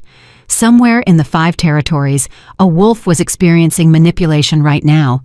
Someone was being isolated, criticized, gaslit into believing they deserved mistreatment. And the Protection Council would investigate, would intervene, would protect them. But I wanted a world where those investigations weren't necessary, where every wolf understood healthy relationship dynamics well enough to recognize exploitation immediately, where predators couldn't operate because their tactics were universally known and universally rejected. That world didn't exist yet, but we were building it. One investigation, one reform, one survivor finding their voice at a time. And someday, maybe not in my lifetime, but someday, the werewolf world might become a place where the sacred mate bonds the moon goddess created were actually treated as sacred. That was worth fighting for. That was worth everything. Chapter 10. Full Circle. 5 years after I'd walked into that bakery in Pine Haven, pretending to be a nobody named Brandy, I stood in the Hall of Eternal Judgment, reviewing statistics that would have seemed impossible back then. Mate bond exploitation complaints. Down 73% from peak levels. Successful Protection Council interventions, 4,847 cases across 5 territories. Governance councils operating under reformed structures, 100% of packs. As she-wolves and he-wolves receiving survivor support services, 12,236. Corrupt alphas removed from power through divine judgment, 193. The numbers told a story of transformation, but it was the individual stories behind those statistics that mattered most. Director Connor? Holly appeared in the doorway, now Deputy Director of the Protection Council, after 5 years of exceptional service. The commemoration ceremony is starting soon. Are you ready? I closed the statistical reports and followed her to the Eastern Territories, where wolves from across 5 territories had gathered for an event 5 years in the making. The Jamie and Isabel Memorial Garden. After years of fundraising, planning, and construction, the Survivors Network had built a permanent memorial honoring every wolf who'd died from mate bond exploitation. Not just Jamie and Isabel, but dozens of others whose deaths had been dismissed as accidents, suicides, or natural causes, while the predators who'd destroyed them walked free. Until now. The garden was beautiful, healing herbs planted by Alice Joyce, whose abilities had been weaponized by Harold and were now used to help survivors recover. Pathways designed by Suzanne, whose architectural talents had been exploited by Todd and were now employed creating safe spaces for vulnerable wolves. Sculptures carved by survivors whose creativity had been suppressed by manipulative mates and was finally being expressed freely. Hundreds of wolves gathered around the central memorial stone, which bore the names of 73 confirmed deaths from mate bond exploitation across the past 50 years. 73 lives ended because corrupt wolves had weaponized sacred connections and because systems had protected predators instead of victims. Never again. And Jamie's parents stood at the front of the gathering, elderly wolves who'd lost their daughter to Todd's cruelty and had spent 5 years advocating for reform that came too late to save her, but might save countless others.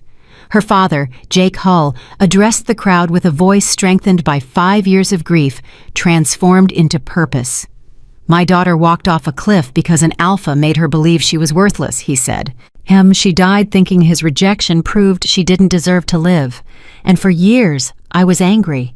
At Todd, at the system that protected him, at myself for not seeing the warning signs."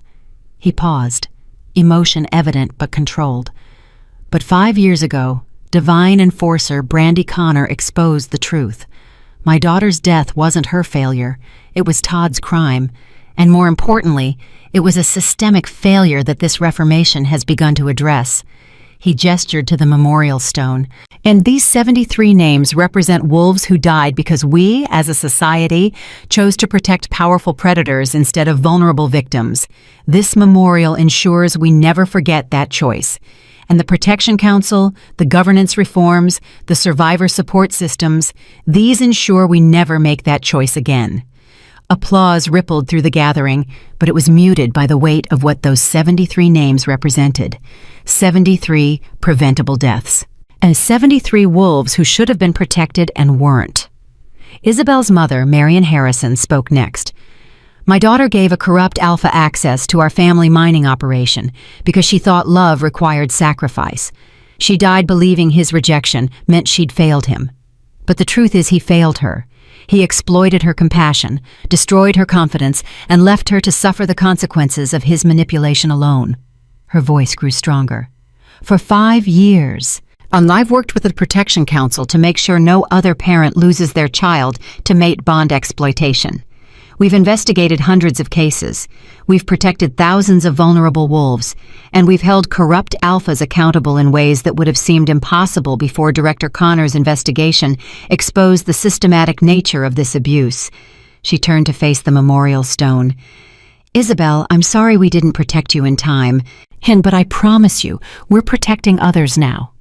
Your death wasn't meaningless. It was the catalyst that made society finally acknowledge what it had been ignoring for too long." I felt Raziel's hand slip into mine as we stood among the crowd. 5 years of reformation work, exhausting, frustrating, often heartbreaking work, had led to this moment. A society publicly acknowledging its failures and committing to do better.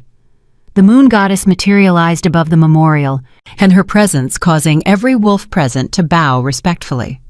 "These 73 wolves died because sacred bonds were weaponized," she said, her voice carrying across the garden. "They died because power structures protected predators. They died because cultural norms valued pack prosperity over individual welfare. And they died because too many wolves chose comfortable silence over difficult truth." She paused, letting those words settle. But their deaths were not in vain. And the reformation that began with Enforcer Connor's investigation has transformed supernatural society. Governance is more accountable. Protection systems are more robust. Cultural attitudes are shifting from accepting exploitation to actively preventing it. The goddess's gaze swept across the gathered wolves. But transformation is never finished. It requires constant vigilance, continuous improvement, ongoing commitment to choosing justice over convenience. And the wolves memorialized here deserve that commitment. And so do the wolves still living who might otherwise become future victims.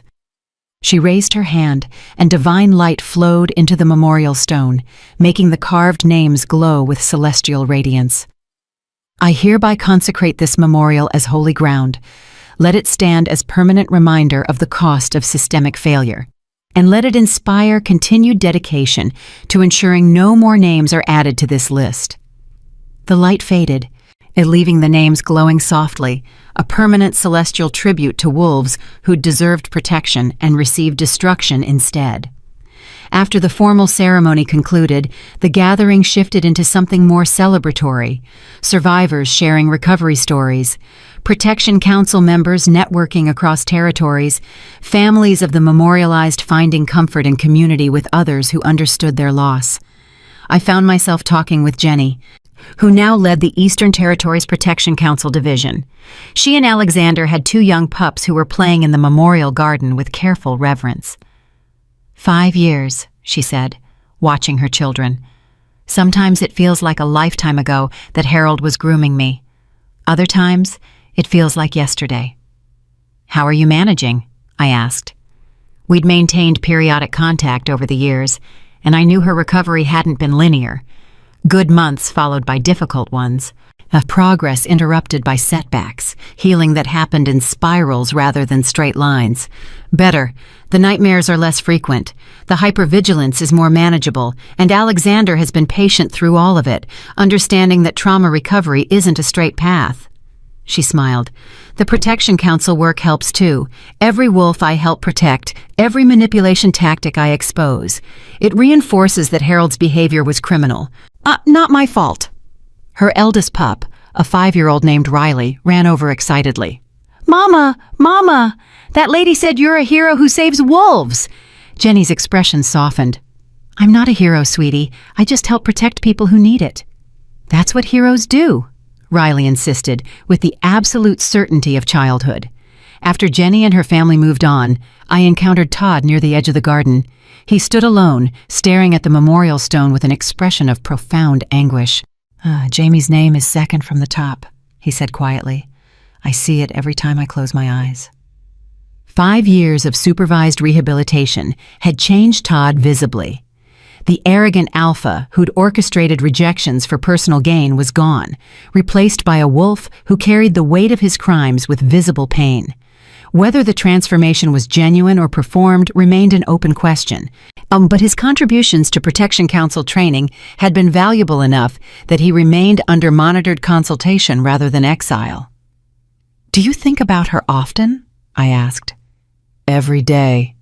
His voice was hollow. About all of them. The 6 I rejected directly, plus the dozens I taught my tactics to who went on to destroy their own victims. My consultation work with the council, it's penance, and necessary penance that doesn't come close to balancing what I took from the world. Penance isn't about balancing scales, I said. It's about preventing future harm. I know. Doesn't make it feel adequate. He turned to face me directly. Do you ever wonder if I'm lying? If this remorse is just more sophisticated manipulation? The blunt question surprised me. Constantly. Good, you should. He looked back at the memorial. I wonder that myself sometimes, as whether I've actually changed or just learned to perform redemption convincingly. The uncertainty is its own punishment, never being sure if my reformation is real. Then keep proving it, I said, through actions, not words, through protecting wolves instead of exploiting them, through decades of consistent behavior that demonstrates transformation. Decades, he repeated. I'm 37. If I live to normal werewolf lifespan, and I have potentially 300 more years to prove I've changed, that's a long time to maintain a performance. Or a long time to actually be different, I countered. Your choice, which it becomes. He nodded slowly and walked away, still carrying visible weight of past crimes. Whether that weight would keep him honest or crush him into new forms of dysfunction remained to be seen. As the commemoration ceremony transitioned into evening, I found a quiet spot in the garden with Raziel. 5 years, he said, echoing Jenny's words. From undercover investigation to comprehensive societal reform. That's remarkable progress. It's insufficient progress, I corrected. We're still getting 300 complaints monthly, still discovering cases where manipulation went undetected, still learning about tactics we don't know how to recognize yet. Always the perfectionist. Always the realist. I leaned against him. But you're right that progress has been made. 5 years ago, wolves like Jamie died in silence while society looked away. Now we have systems, support, accountability. That matters. The goddess wants to talk to us, Raziel said, about next steps. We found her in the center of the memorial garden, contemplating the glowing names with an expression of profound sorrow. Your Grace, I said softly. 5 years of reformation has produced measurable improvements, she said without preamble. But the work is far from finished. I'm expanding your mandate. I'd suspected this was coming. To what? Global supernatural reform. Not just werewolves, all supernatural communities. Vampires, fae, shifters of various kinds. They all have power structures that enable exploitation. They all need the kind of systemic transformation you've implemented in werewolf territories. The scope was staggering. Your Grace, that's enormous, yes. She turned to face us, but necessary. Now, the patterns you've exposed in werewolf society exist across supernatural communities. Powerful beings exploiting vulnerable ones, systems protecting predators, cultural norms normalizing abuse. And if we don't address it comprehensively, we're just moving the problem around instead of solving it. Raziel and I exchanged glances. 5 years of Reformation work had been exhausting. Expanding to all supernatural communities would require decades, possibly centuries of similar effort. Well, we'll need significantly larger teams, I said, mind already calculating logistics. Different cultural experts for each community. Adaptation of protection council models to species-specific dynamics. You'll have whatever resources you need, the goddess interrupted. This is my primary directive for the next century. Reform supernatural society comprehensively, or watch it collapse under the weight of its own corruption. When do we start? Raziel asked. You already have. The werewolf reformation has been observed by other supernatural communities. Some are implementing similar changes voluntarily. Others are resisting. Your job is to accelerate adoption among the willing and force compliance among the resistant. She pulled up holographic organizational charts showing massive expansion of the celestial enforcement structure. Holly becomes Director of Werewolf Operations, overseeing continued reform in the 5 territories. Suzanne leads the new Survivor Advocacy Division across all supernatural species. You two coordinate overall strategy and implementation. That's a century-long project minimum, I said. Likely longer, the goddess agreed, but you asked for meaningful change. This is what meaningful change requires: sustained effort over generations, comprehensive rather than piecemeal reform, addressing root causes instead of symptoms. She was right. And everything we'd learned from werewolf reformation applied to broader supernatural society. The patterns of exploitation, the systems protecting predators, the cultural normalization of abuse, these weren't werewolf-specific problems. They were power structure problems that existed anywhere beings had significant ability to harm each other. We'll do it, I said, feeling the weight of another century of exhausting work settling onto my shoulders. I know you will. The goddess smiled. That's why I chose you for the original investigation 5 years ago. Not because you were the most experienced enforcer, but because you understood that individual crimes exist within systemic contexts. That punishing one corrupt alpha was meaningless without addressing the culture that created him. She gestured at the memorial garden around us. These 73 wolves died because of systemic failure. The reformation you led has prevented hundreds more deaths in werewolf territories alone. Imagine what comprehensive supernatural reform could prevent globally. The vision was compelling. A supernatural world where sacred bonds were actually sacred, where power came with accountability, where vulnerable beings received protection instead of exploitation. Worth fighting for, worth decades of exhausting work. We'll need to start with assessment, Raziel said, and already shifting into strategic planning mode. Identify which supernatural communities have the most severe exploitation issues, which have existing reform movements we can support, which will require forced intervention. Already done, the goddess interrupted, pulling up comprehensive reports. I've been monitoring supernatural communities for the past 5 years while you reformed werewolf territories. These assessments will guide your initial priorities. She was always 3 steps ahead. But as the commemoration ceremony concluded and wolves began departing, I took one last look at the memorial stone with its 73 glowing names: Jamie, Isabel, Joni, Gertrude, Marion, Maggie, and 67 others whose deaths had been preventable with better systems, better protection, better cultural values. Their names would glow for eternity, a permanent reminder of what happened when societies chose comfortable silence over difficult truth.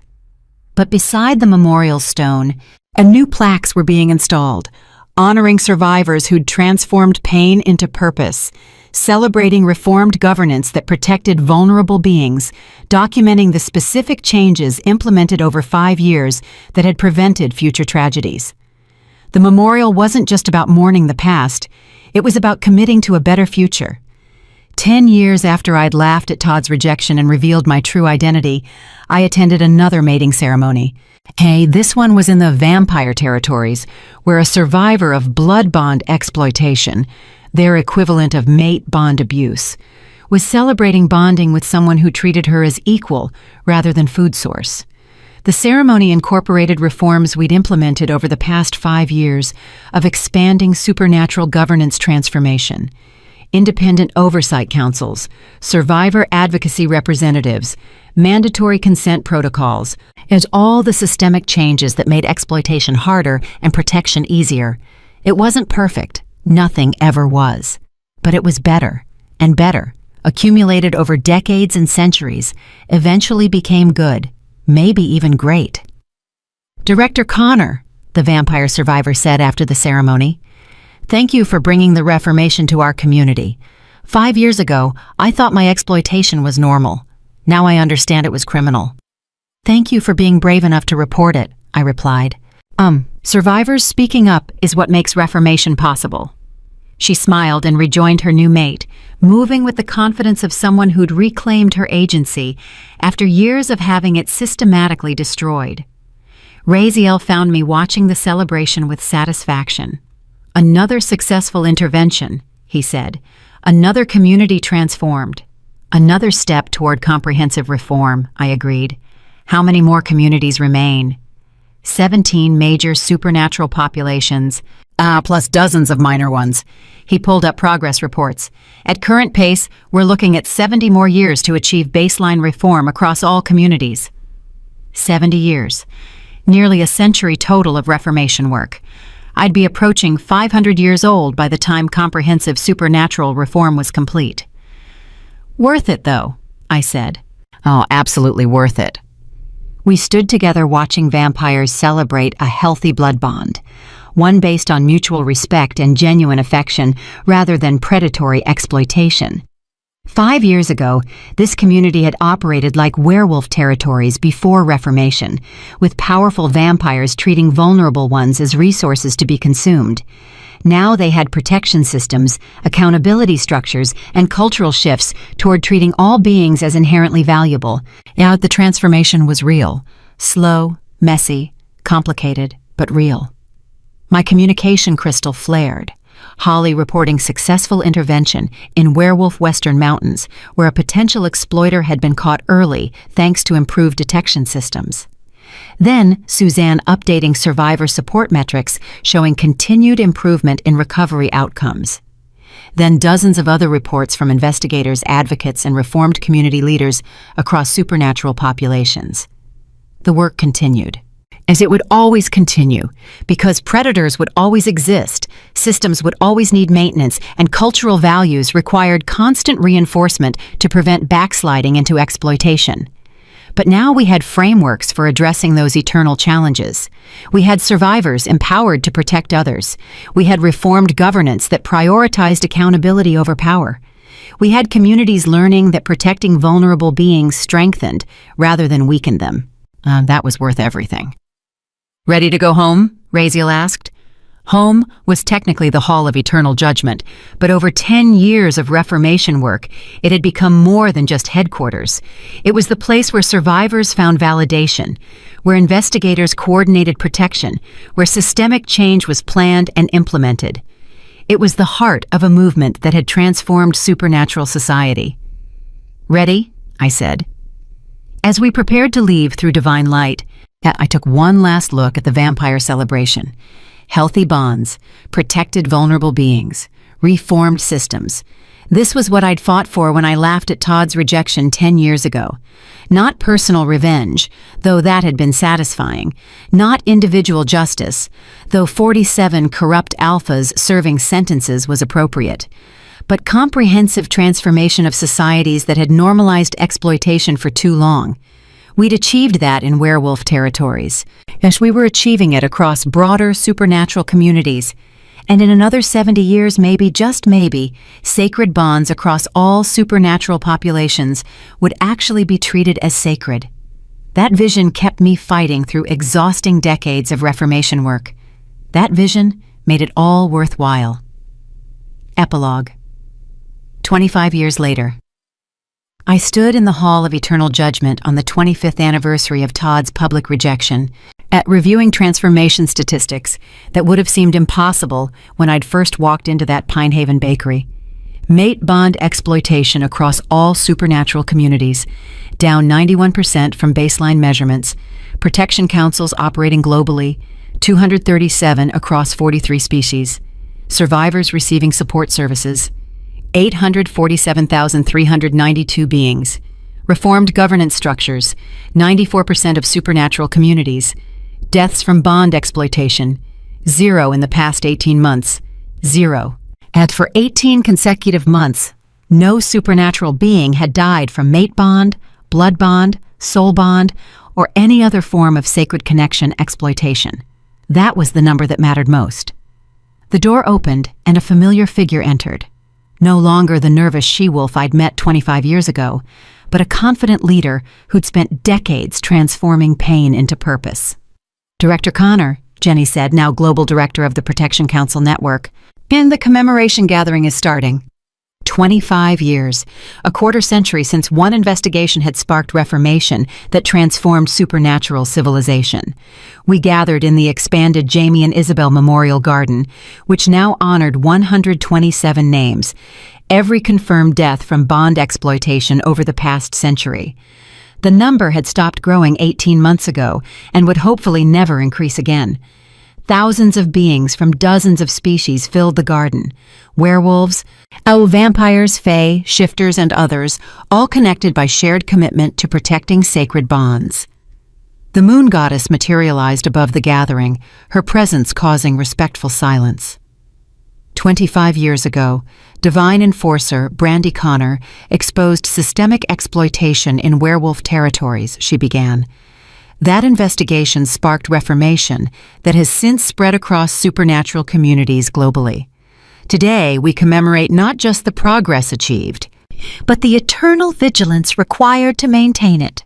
She gestured to the memorial stone. These 127 names represent the cost of systemic failure. They are why we reformed, why we continue reforming, why we must never become complacent in protecting vulnerable beings from those who would exploit them. Her gaze swept across the gathered beings. But alongside mourning past failures, we celebrate current successes. 18 months without a single bond exploitation death, and 94% of communities operating under reformed governance, nearly 1 million survivors receiving support. These achievements represent decades of dedicated work by investigators, advocates, survivors, and reformed leaders. The goddess's expression grew serious. But reformation is never finished. New forms of exploitation emerge. Systems require maintenance. Cultural values need constant reinforcement. The work continues because the alternative, returning to societies that normalized abuse, is unacceptable. She raised her hand, and new plaques materialized beside the memorial stone, honoring the achievements of the past 25 years while acknowledging work remaining. To another 25 years of transformation, the goddess proclaimed, to continued protection of sacred bonds, to societies that value all beings regardless of power or status, to eternal vigilance against exploitation in all its forms, to reformation. The gathered beings responded in unison. As the formal ceremony concluded, I found myself surrounded by wolves whose lives had been changed by 25 years of systemic transformation. Jenny, leading global protection efforts with the confidence of someone who'd healed from trauma and used that healing to help others. Alice, whose healing abilities were now employed training recovery specialists across supernatural communities. Suzanne, coordinating survivor advocacy that had helped nearly 1 million beings process trauma and reclaim agency. And even Todd, now 70 years old and having spent 25 years in supervised consultation work, teaching investigators how predators operate while living with permanent uncertainty about whether his reformation was genuine. 25 years, Todd said quietly, and standing beside me as we observed the gathering. I've spent more time trying to prevent exploitation than I spent committing it. Does that balance the scales? No, I said honestly. Nothing balances destroying 6 wolves' lives and teaching tactics that destroy dozens more. But it demonstrates commitment to being different. That's what matters. He nodded slowly. I'll probably spend the rest of my life wondering if I've actually changed or just learned to perform redemption convincingly, as the uncertainty never fades. Good. Certainty about your own virtue is what created the predator you used to be. Permanent uncertainty might be what keeps you honest. He smiled bitterly. Philosophical torment as rehabilitation. The moon goddess is creative. She's effective. As twilight fell over the memorial garden, Raziel and I found a quiet spot overlooking the gathering. 25 years of reformation, he said. From one investigation to global transformation. That's remarkable. It's insufficient, I said reflexively, then smiled at his expression. But also remarkable. Both things can be true. Always the director, he teased gently. Always the realist who refuses to settle for good enough when better is possible. We stood in comfortable silence, watching supernatural beings from across communities celebrating shared commitment to protecting sacred bonds. 25 years ago, these communities had been isolated, each dealing with exploitation privately, each thinking their problems were unique. Now they collaborated, shared strategies, supported each other through reformation challenges. United by understanding that exploitation patterns transcended species and that systemic solutions required cooperation. The goddess is planning the next phase, Raziel said eventually, expansion beyond supernatural communities. I turned to him. You mean human populations? They have their own versions of bond exploitation, domestic violence, coercive control, systemic abuse hidden in relationship dynamics. Different terminology, same fundamental patterns. The scope was staggering. Reforming supernatural communities had taken 25 years and counting. Expanding to human populations, billions of beings across countless cultures, would require centuries. That's beyond ambitious, I said. That's attempting to transform civilization itself. Yes, but you've proven it's possible. Raziel's expression was serious. 25 years ago, werewolf society thought mate bond exploitation was inevitable. Now we've gone 18 months without a single death. If that transformation is possible in supernatural communities, why not human ones? He was right. The fundamental work was the same. Exposing exploitation patterns, building protection systems, reforming governance, shifting cultural values, supporting survivors. And the specifics differed across species and communities, but the core principles remained consistent. We'd need human partners, I said, mind already calculating requirements. Can't impose celestial authority on mortal populations the way we can with supernatural communities. Would require working within existing human systems, influencing rather than commanding. The goddess has already identified potential partners, human organizations working on domestic violence prevention, coercive control awareness, relationship education. They've been doing similar work to ours, just without divine backing. When does she want to start? Next year. Give us time to stabilize current supernatural reforms, then begin pilot programs in select human communities.